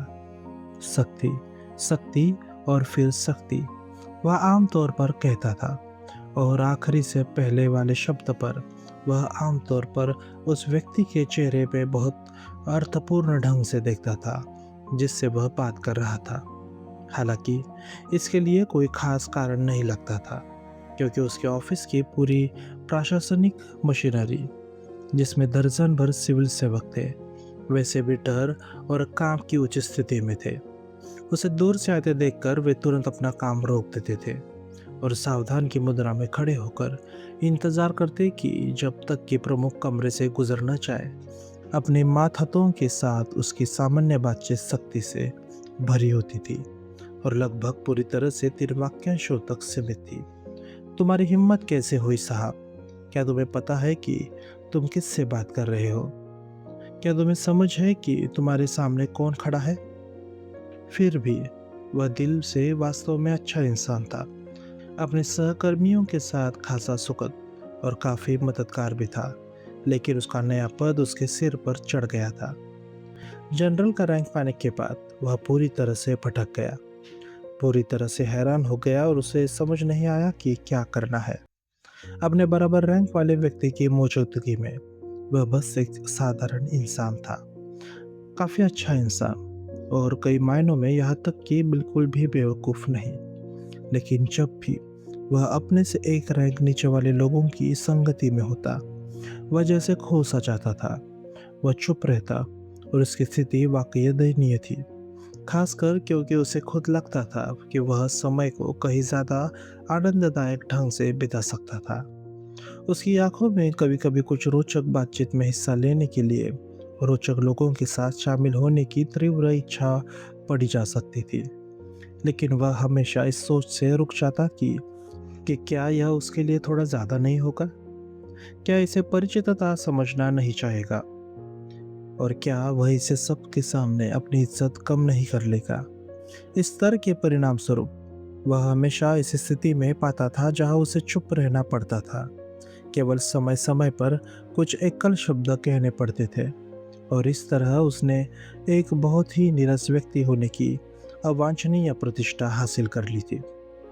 इसी तरह के बहुत महत्वपूर्ण व्यक्ति के सामने अकाकी ने खुद को पेश किया और उसने सबसे अनुपयुक्त समय चुना, जो उसके लिए बहुत दुर्भाग्यपूर्ण था। हालांकि बहुत महत्वपूर्ण व्यक्ति के लिए इतना दुर्भाग्यपूर्ण नहीं। अकाकी के आने के समय बहुत महत्वपूर्ण व्यक्ति अपने निजी ऑफिस में था। अपने एक पुराने दोस्त, अपने बचपन के दोस्त, जो हाल ही में सेंट पीटर्सबर्ग आया था और जिसे उसने कई सालों से नहीं देखा था, उसके साथ बहुत सुखद बातचीत कर रहा था। तभी उसे सूचित किया गया कि एक निश्चित बशमाचकिन उससे मिलने चाहता है। वो कौन है? उसने तीखे स्वर में पूछा और उसे बताया गया कि कोई सिविल सेवक। ओह, बहुत महत्वपूर्ण व्यक्ति ने कहा, उसे इंतजार करने दो, मैं अभी व्यस्त हूँ। अब हम मानते हैं कि यह कहना उचित है कि बहुत महत्वपूर्ण व्यक्ति ने बहुत बड़ा झूठ बोला था। वह बिल्कुल भी व्यस्त नहीं था। उसने अपने पुराने दोस्त से वह सब कुछ कह दिया था जो कहना था और उनकी मौजूदा बातचीत कुछ समय से लंबे ठहराव से रुक रही थी, जो एक दूसरे के घुटने पर थपकी देकर और कहकर बाधित हो रही थी। इवान अब्रामोविच, या हाँ हाँ बिल्कुल सही, स्टेपान वर्मानोविच। फिर भी उसने सिविल सेवक को इंतजार करने को कहा, जो बहुत पहले सिविल सेवा छोड़ चुका था और अपना सारा समय अपने ग्रामीण घर में बिता रहा था। दिखाना चाहता था कि वह सिविल सेवकों को अपने प्रतीक्षा कक्ष में कितने समय तक इंतजार करवाता है। आखिरकार जब उन्होंने जितना चाहा उतना बात कर लिया या बिल्कुल चुप रह लिया और आरामदायक झुकी हुई पीठ वाली कुर्सियों से सिगार पी लिया, तो उसे अचानक कुछ याद आया और उसने अपने सचिव से, जो दस्तावेजों का एक गट्ठा लिए दरवाजे पर खड़ा था, कहा, क्या वहाँ कोई सिविल सेवक मुझसे मिलने का इंतजार नहीं कर रहा? उसे अंदर आने को कहो, प्लीज। अकाकी की सादर शक्ल और पुरानी वर्दी देखकर वह उसकी ओर मुड़ा और संक्षेप में बोला, आपको क्या चाहिए? एक तीखी और दृढ़ आवाज में, जिसे उसने अपनी नई पोस्ट और जनरल की रैंक पाने से एक हफ्ते से पहले अपने कमरे में एकांत में शीशे के सामने विशेष रूप से रिहर्सल किया था। अकाकी, जो पहले से ही उचित मात्रा में डर और घबराहट से भरा हुआ था, काफी हतप्रभ हो गया और जितना उसका हकलाना उसे करने देता था, उतना ही वेल और आप जानते हैं के साथ समझाने लगा कि उसका ओवरकोट बिल्कुल नया था और उसे बहुत ही बेशर्मी से लूट लिया गया था। और अब वह महामहिम से यह उम्मीद लेकर आया है कि महामहिम यहाँ वहाँ एक शब्द डालकर या यह वह करके या मेट्रोपोलिस के पुलिस कमिश्नर को पत्र लिखकर या किसी और व्यक्ति को उसका ओवरकोट वापस दिलवा सकते हैं। किसी अज्ञात कारण से जनरल ने इस तरह के दृष्टिकोण को बहुत परिचित माना। आपका क्या मतलब है साहब? उसने अपनी तीखी आवाज में कहा, क्या आपको उचित प्रक्रिया नहीं पता? आप मेरे पास क्यों आए? क्या आपको नहीं पता कि चीज़ें कैसी होती है? सबसे पहले आपको अपने बारे में एक याचिका मेरे ऑफिस में भेजनी चाहिए थी। आपकी याचिका साहब मुख्य क्लर्क के सामने रखी जाती, जो इसे मेरे सचिव को सौंपता और मेरा सचिव इसे मेरे सामने पेश करता। लेकिन महामहिम, अकाकी ने कहा, अपने पास मौजूद थोड़े से साहस को जुटाने की कोशिश करते हुए। वैसे भी यह बहुत ज्यादा नहीं था, और साथ ही यह महसूस करते हुए कि वह पसीने से तरबतर हो रहा है। लेकिन महामहिम, मैंने स्वतंत्रता ली। महामहिम, आपको व्यक्तिगत रूप से परेशान करने की, क्योंकि क्योंकि साहब सचिव, वेल, आप जानते हैं, कुछ हद तक अविश्वसनीय लोग हैं। क्या? आपने क्या कहा साहब? बहुत महत्वपूर्ण व्यक्ति ने कहा। आप इस तरह की बात करने की हिम्मत कैसे करते हैं साहब? आपको यह ढीठपन कहाँ से मिला? आपको यह असाधारण विचार कहाँ से आए? इसका क्या मतलब है?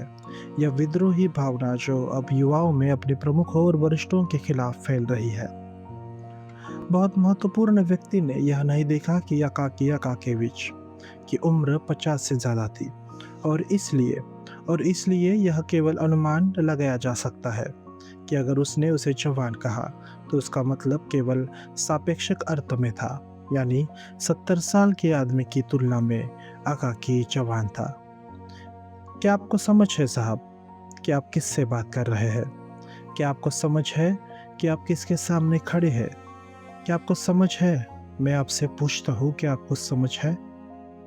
या उसने अपना पैर पटका और अपनी आवाज को इतनी ऊंची पिच पर ले गया कि केवल अकाकी अकाकेविच ही नहीं, कोई भी डर जाता। अकाकी बेहोश होने की कगार पर था। वह लड़खड़ा गया। उसका पूरा शरीर कांप रहा था और वह अपने पैरों पर खड़ा नहीं हो सका। अगर दरबान उसे सहारा देने के लिए नहीं दौड़े होते तो वह जमीन पर गिर पड़ता। उसे लगभग बेहोश हालत में बाहर ले जाया गया। बहुत महत्वपूर्ण व्यक्ति इस बात से संतुष्ट कि उसने जो प्रभाव पैदा किया वह सभी अपेक्षाओं से अधिक था, और इस विचार से पूरी तरह उत्साहित कि उसका एक शब्द वास्तव में किसी आदमी को बेहोश कर सकता है। उसने अपनी आंख के कोने से अपने दोस्त की ओर देखा, यह जानने के लिए कि उस पर क्या प्रभाव पड़ा, और उसे यह देखकर खुशी हुई कि उसका दोस्त खुद भी कुछ असहज मनस्थिति में था और उसमें डर के स्पष्ट संकेत दिख रहे थे। अकाकी को यह याद नहीं रहा कि वह सीढ़ियों से कैसे उतरा या वह सड़क पर कैसे निकला। उसे कुछ भी याद नहीं था। उसके हाथ और पैर सुन्न हो गए। अपनी जिंदगी में उसे कभी किसी जनरल ने इतनी बुरी तरह नहीं डांटा था, और वह भी उसका अपना जनरल नहीं था। वह बर्फीले तूफान में सड़कों पर तेजी से चल रही हवा के खिलाफ चल रहा था। उसका मुंह खुला हुआ था और वह लगातार फुटपाथ से लड़खड़ा रहा था। हवा, जैसा कि सेंट पीटर्सबर्ग में उसका हमेशा का रिवाज है, हर दिशा और हर गली से एक साथ बह रही थी। उसका गला तुरंत सूज गया, और जब वह आखिरकार घर लड़खड़ाता हुआ पहुंचा तो वह एक शब्द भी नहीं बोल पाया। वह पूरी तरह सूज गया था और वह बिस्तर पर पड़ गया। कभी कभी एक असली आधिकारिक डांट इतनी ताकतवर हो सकती है। अगले दिन अकाकी को तेज बुखार था। सेंट पीटर्सबर्ग की जलवायु की उदार सहायता के कारण उसकी बीमारी ने जितनी उम्मीद थी उससे कहीं तेजी से प्रगति की, और जब डॉक्टर आया उसने केवल उसकी नब्ज देखी और कुछ करने को नहीं मिला सिवाय एक पोलिट्स लगाने के, और वह भी इसलिए क्योंकि वह मरीज को दवा के लाभकारी सहायता के बिना नहीं छोड़ना चाहता था। हालांकि उसने तुरंत अपनी राय व्यक्त की कि 1.5 दिन में सब खत्म हो जाएगा।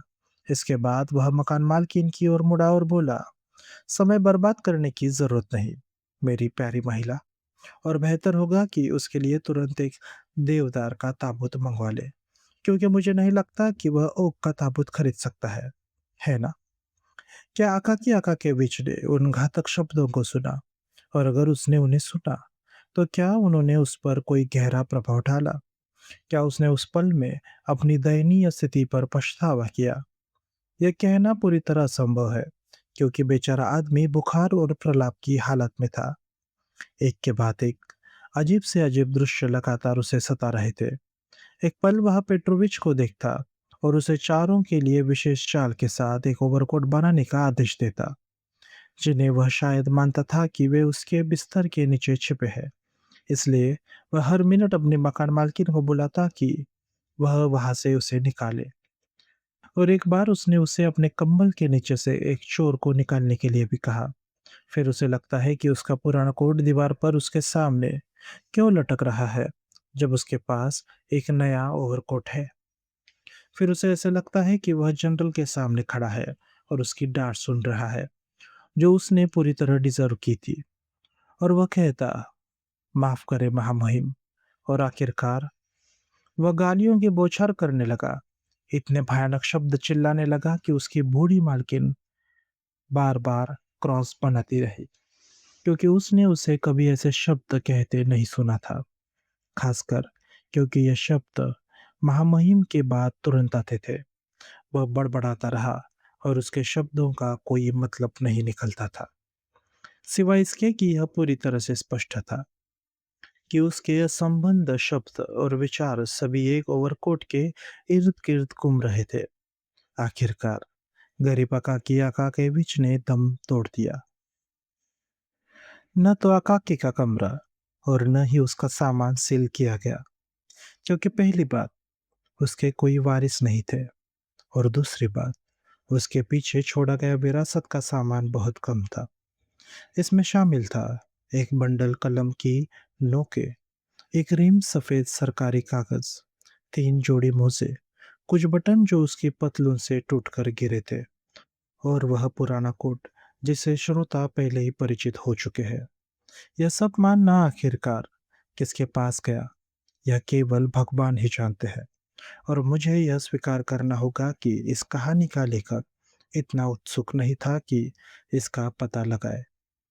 अकाकी अकाकेविच को कब्रिस्तान में लाया गया और दफनाया गया, और सेंट पीटर्सबर्ग बिना अकाकी के चलता रहा, जैसे कि वह कभी रहा ही ना हो। एक इंसान बस गायब हो गया और उसने कोई निशान नहीं छोड़ा।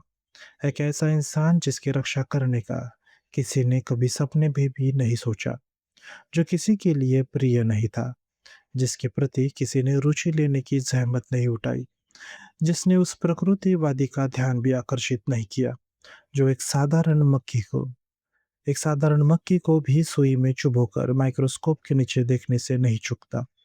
एक ऐसा इंसान जो अपने विभाग के सहकर्मी सिविल सेवकों के ताने और अपमान चुपचाप सहता रहा, जो किसी बेतुकी दुर्घटना की वजह से अपनी कब्र में चला गया, लेकिन जिसने अपनी जिंदगी के अंत से ठीक पहले एक ओवरकोट के रूप में एक उज्जवल मेहमान की झलक देखी थी, जिसने उसके नीरस, गरीबी भरी जिंदगी में कुछ पल के लिए सूरज की किरण ला दी थी, और जिसके सिर पर बाद में आपदा सबसे बेरहमी से गिरी थी, जैसे कि इस धरती के महान लोगों के सिर पर गिरती है।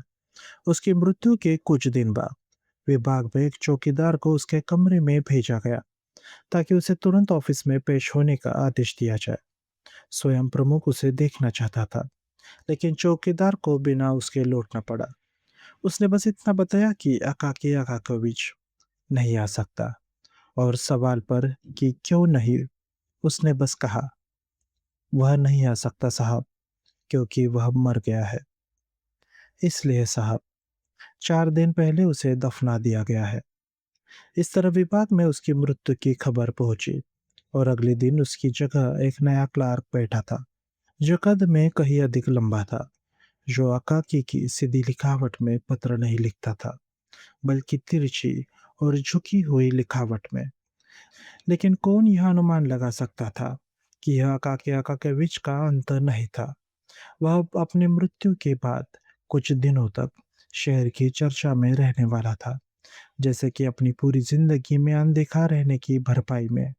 लेकिन ऐसा ही हुआ, और हमारी यह काफी साधारण कहानी ने अप्रत्याशित रूप से एक बहुत ही शानदार अंत ले लिया। अचानक सेंट पीटर्सबर्ग में एक अफवाह फैल गई कि किलिंगन ब्रिज के पास और उससे भी कहीं दूर एक भूत दिखाई देने लगा है, जो एक सरकारी क्लर्क के रूप में था, और यह भूत अपने चुराए हुए ओवरकोट की तलाश में था। इसे खोए हुए ओवरकोट के पास लेने के बहाने वह हर तरह के लोगों, उनकी रैंक या पेशे की परवाह किए बिना उनके कंधों से ओवरकोट उतार रहा था। बिल्ली के फर वाले ओवरकोट, बीवर फर वाले, रैकून, लोमड़ी और भालू के फर वाले कोट भी। वास्तव में हर तरह के फर या चमड़े वाले ओवरकोट जो इंसान ने कभी अपनी त्वचा ढकने के लिए इस्तेमाल किए। विभाग का एक क्लर्क उसे अपनी आंखों से देख चुका था और तुरंत अकाकी आका के विच को पहचान लिया था। लेकिन इससे वह इतना डर गया कि वह भाग खड़ा हुआ और भूत को ठीक से नहीं देख सका। बस इतना देखा कि उसने दूर से धमकी भरे अंदाज में उसकी ओर उंगली उठाई थी। हर तरफ से लगातार शिकायतें आ रही थी, न केवल टाइटुलर काउंसलरों के, बल्कि कोर्ट काउंसलर के कंधे और पीठ भी बार-बार ओवरकोट उतारे जाने की वजह से ठंड पकड़ने के खतरे में थी। पुलिस को आदेश दिया गया कि भूत को हर हाल में पकड़ा जाए, चाहे वह जिंदा हो या मरा, और सबसे कठोर सजा दी जाए, ताकि अन्य भूतों के लिए नज़ीर बने। और वे उसे लगभग पकड़ ही चुके थे।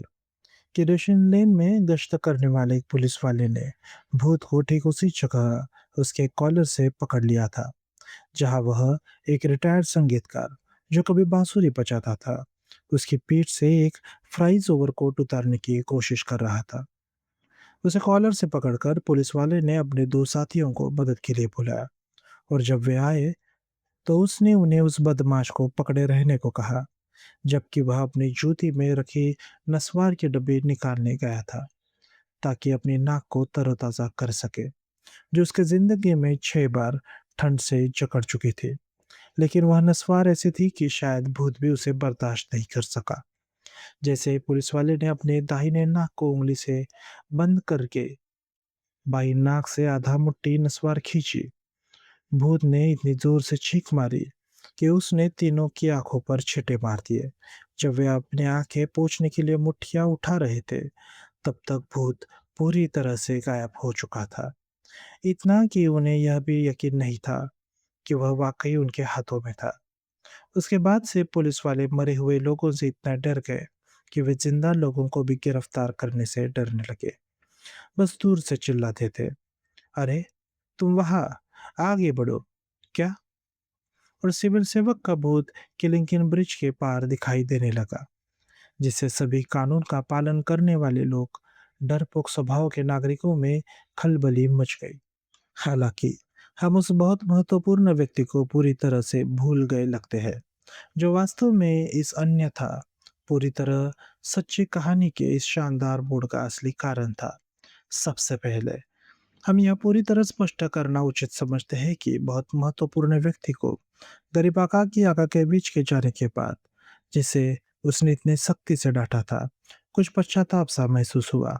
सहानुभूति उसके लिए अनजानी नहीं थी। उसका दिल हर तरह की दयालु भावना के लिए खुला था, भले ही उसका रैंक अक्सर उसके सामने आने से रोकता था। जैसे उसका पुराना दोस्त, जिसे उसने लंबे समय से नहीं देखा था, चला गया। उसे गरीब आकाकी की थोड़ी चिंता हुई और उस दिन के बाद से वह उस नन्हे सरकारी क्लर्क के पीले चेहरे को अपने दिमाग से नहीं निकाल सका। वह गरीब सिविल सेवक जो आधिकारिक डांट को मर्द की तरह नहीं सह सका। वास्तव में वह उसके बारे में इतना चिंतित हुआ कि एक हफ्ते बाद उसने अपने क्लर्क को आकाकी के पास भेजा ताकि पता लगाए कि वह कैसा है, उसका ओवरकोट मिला या नहीं, और क्या वाकई उसकी किसी तरह मदद की जा सकती है। जब उसे पता चला कि आकाकी की अचानक बुखार से मृत्यु हो गई, वह काफी परेशान हुआ और सारा दिन उसका ज़मीर उसे कचोटता रहा और वह खराब मूड में रहा। खुद को थोड़ा विचलित करने के लिए और इस अप्रिय घटना को भूलने की इच्छा में वह अपने एक दोस्त के पास शाम बिताने गया, जहाँ उसे काफी बड़ी कंपनी मिली और जो और भी बेहतर था, वे सभी लगभग उसी के रैंक के थे, ताकि उसे बिल्कुल भी असहज ना होना पड़े। इससे उसके मन की स्थिति पर बहुत अच्छा प्रभाव पड़ा। वह खुल गया, बात करने में बहुत सुखद, मिलनसार और हँसप्रमुख हो गया और उसने बहुत ही सुखद शाम बिताई। रात के खाने में उसने कुछ गिलास शैंपेन पी, जो, जैसा कि आमतौर पर स्वीकार किया जाता है, उदास विचारों से छुटकारा पाने का बहुत अच्छा तरीका है। शैंपेन ने उसे उस रात के अपने कार्यक्रम में थोड़ा बदलाव करने के लिए प्रेरित किया। यानी वह सीधे घर नहीं गया, बल्कि पहले अपनी एक महिला मित्र, कैरोलिना इवानोवा, जो शायद जर्मन मूल की थी, उसके पास गया। जिसके साथ उसके बहुत दोस्ताना रिश्ते थे। यह स्पष्ट करना चाहिए कि बहुत महत्वपूर्ण व्यक्ति अब जवान नहीं था। वह एक अच्छा पति और एक सम्मानित पिता था। उसके 2 बेटे थे, जिनमें से एक पहले से ही सरकारी सेवा में था। एक बहुत प्यारी 16 साल की बेटी थी, जिसकी नाक शायद थोड़ी ज़्यादा टेढ़ी थी, लेकिन फिर भी वह बहुत सुंदर थी। वे हर सुबह उसके हाथ चूमने आते थे, कहते थे, "बॉनजोर पापा।" उसकी पत्नी, जो अभी भी अपनी जवानी में थी, बिल्कुल भी बुरी नहीं दिखती थी। पहले उसे अपना हाथ चूमने देती थी और फिर उसे पलटकर उसका हाथ चूमती थी। लेकिन बहुत महत्वपूर्ण व्यक्ति जो इन घरेलू सुखों से बहुत संतुष्ट था, यह उचित समझता था कि शहर के दूसरे हिस्से में एक महिला मित्र हो, सिर्फ दोस्ताना रिश्तों के लिए। यह महिला मित्र उसकी पत्नी से न तो जवान थी, न बेहतर दिखती थी, लेकिन दुनिया का यह तरीका है और यह हमारा काम नहीं कि हम इस पर फैसला सुनाएं। और इसलिए बहुत महत्वपूर्ण व्यक्ति सीढ़ियों से उतरा, अपनी स्लेज में बैठा, अपने कोचमैन से कहा, कैरोलिना इवानोवा के पास, और अपने गर्म ओवरकोट में बहुत आराम से लिपटकर वह पूरी तरह से अपने सुखद मूड का आनंद लेने लगा, जिससे बेहतर कुछ भी एक रूसी के लिए नहीं हो सकता। यानी वह मूड जो आपको खुद कुछ सोचने की जरूरत नहीं होती, जबकि एक से बढ़कर एक सुखद विचार आपके दिमाग में बिना किसी मेहनत के दौड़ते चले आते हैं, बिना आपको उन्हें खोजने या उनके पीछे भागने की तकलीफ उठाने की जरूरत के। वह बहुत खुश था। उसने बिना ज़्यादा मेहनत के उस शाम की सभी सुखद घटनाओं को याद किया, सभी मज़ेदार बातें, जिन्होंने दोस्तों के छोटे समूह में हँसी के ठहाके लगवाए थे, जिनमें से कई जिनमें से कई को वह अब धीरे-धीरे अपने आप से दोहरा रहा था और उन्हें उतना ही मज़ेदार पा रहा था, जितना पहले बार सुनने पे लग रहा था। और इसलिए इसमें कोई आश्चर्य नहीं कि वह ज़्यादातर समय खुशी से हँस रहा था। हालाँकि तेज हवा ने कभी-कभी उसके इस आनंद में खलल डाला, क्योंकि यह अचानक से, पता नहीं कहाँ से और पूरी तरह समझ से परे कारण से, उसके चेहरे को चाकू की तरह काटती थी, उस पर बर्फ के ढेले डालती थी, उसके कॉलर को पाल की तरह फुला देती थी, या अचानक अलौकिक ताकत के साथ उसे उसके सिर पर उछाल देती थी, जिससे उसे बार-बार खुद को इससे निकालने की तकलीफ उठानी पड़ रही थी। अचानक महत्वपूर्ण व्यक्ति को लगा कि किसी ने उसे बहुत मजबूती से कॉलर से पकड़ लिया। पलटकर उसने एक छोटे कद के आदमी को देखा, जिसने पुरानी, घिसी हुई सिविल सेवा की वर्दी पहनी थी, और उसे डर के साथ अखाकी अकाकेविच के रूप में पहचाना। सिविल सेवक का चेहरा बर्फ की तरह सफेद था और किसी मरे हुए इंसान की तरह दिख रहा था। लेकिन बहुत महत्वपूर्ण व्यक्ति का डर तब और बढ़ गया, जब उसने देखा कि मरे हुए आदमी का मुंह टेढ़ा हो गया है और कब्र की भयानक सांस छोड़ते हुए अकाकी का भूत निम्नलिखित शब्द बोला, आह, तो तुम यहाँ हो। मैंने आखिरकार तुम्हें पकड़ लिया। मुझे तुम्हारा ओवरकोट चाहिए साहब। तुमने मेरे कोट की परवाह नहीं की, है ना? मेरे लिए उसे वापस लाने के लिए कुछ नहीं किया, और ऊपर से मुझे गाली भी दी। ठीक है, अब मुझे अपना कोट दे दो। गरीब, बहुत महत्वपूर्ण व्यक्ति डर से लगभग मर ही गया। वह ऑफिस में और आमतौर पर अपने से नीचे लोगों के सामने जितना सख्त था, और भले ही उसकी मर्दाना शक्ल और कद को देखकर लोग कहते थे, उफ क्या तातार है, फिर भी इस आपात स्थिति में वही कई अन्य एथलेटिक दिखाने वाले लोगों की तरह इतने डर से भर गया कि बिना किसी कारण के दिल का दौरा पड़ने का डर होने लगा। उसने खुद ही अपना ओवरकोट उतार फेंका और घबराई हुई आवाज में अपने ड्राइवर से चिल्लाया, घर, जल्दी। ड्राइवर उस स्वर को पहचानते हुए, जो आमतौर पर संकट के क्षणों में इस्तेमाल होता था और अक्सर कुछ और बलपूर्वक चीजों के साथ होता था, उसने सुरक्षित रहने के लिए अपना सिर अपने कंधों के बीच दबा लिया, कोड़े को लहराया और तीर की तरह तेजी से भाग निकला। 6 मिनट से थोड़ा अधिक समय में बहुत महत्वपूर्ण व्यक्ति अपने घर के प्रवेश द्वार पर था, पीला, डर से कांपता हुआ। और बिना अपने ओवरकोट के वह कैरोलिना इवानोवा के पास जाने के बजाय घर पहुंच गया और किसी तरह अपने कमरे में लड़खड़ाता हुआ गया। उसने बहुत बेचैन रात बिताई, इतना कि अगली सुबह नाश्ते के समय उसकी बेटी ने उसे साफ-साफ कहा, "आप आज बहुत पीले दिख रहे हैं पापा।" लेकिन पापा ने कोई जवाब नहीं दिया। उसने किसी को एक शब्द भी नहीं बताया कि उसके साथ क्या हुआ, वह कहाँ गया था और कहाँ जाने का इरादा था। इस घटना ने बहुत महत्वपूर्ण व्यक्ति पर गहरा प्रभाव डाला। अब वह अपने मातातों से इतनी बार नहीं कहता था, "तुम्हारी हिम्मत कैसे हुई साहब? क्या तुम्हें पता है कि तुम किससे बात कर रहे हो साहब?" और अगर वह ऐसा भी कहता, तो पहले वह सुन लेता था कि मामला क्या है। लेकिन इससे भी अधिक उल्लेखनीय यह था कि इसके बाद सिविल सेवक के भूत का दिखना पूरी तरह से बंद हो गया। यह अनुमान लगाया जा सकता है कि वह जनरल के ओवरकोट से बहुत खुश था, जो उसे बिल्कुल फिट आ गया होगा। कम से कम अब यह नहीं सुना गया कि लोगों के कंधों से उनके ओवरकोट उतारे जा रहे हो। लेकिन लेकिन कई तरह के व्यस्त लोग, जो चीज़ों को शांत नहीं छोड़ते थे, यह दावा करते रहे कि सिविल सेवक का भूत अभी भी शहर के बाहरी हिस्सों में दिखाई दे रहा था। वास्तव में कोलोमना का एक पुलिस वाला अपनी आंखों से भूत को एक घर के पीछे से निकलते देख चुका था, लेकिन उसका शरीर काफी कमजोर था। एक बार एक साधारण युवा सुअर जो एक घर से निकलकर भागा था, उसे आधे मुंह गिरा दिया गया, जिसे आसपास खड़े हुए कुछ कैब वालों को बहुत मजा आया था। और इस अपमान के लिए उसने तुरंत उनमें से प्रत्येक से 2 कोपेक नस्वार के लिए जुर्माना वसूल किया था। उसने भूत को रोकने की हिम्मत नहीं की, बल्कि अंधेरे में उसका पीछा करता रहा, जब तक कि वह अचानक रुक नहीं गया और अमरूद खड़ा होकर पूछा, "तुम्हें क्या चाहिए?" और साथ ही उसने ऐसी मुट्ठी दिखाई जो जीवित लोगों में कभी नहीं देखी गई। पुलिस वाले ने कहा, "कुछ नहीं," और तुरंत वापस मुड़ गया। हालांकि यह भूत कहीं अधिक लंबा था। इसके पास विशाल मूछें थी और यह स्पष्ट रूप से ओबुखो ब्रिज की दिशा में जा रहा था और रात के अंधेरे में गायब हो गया।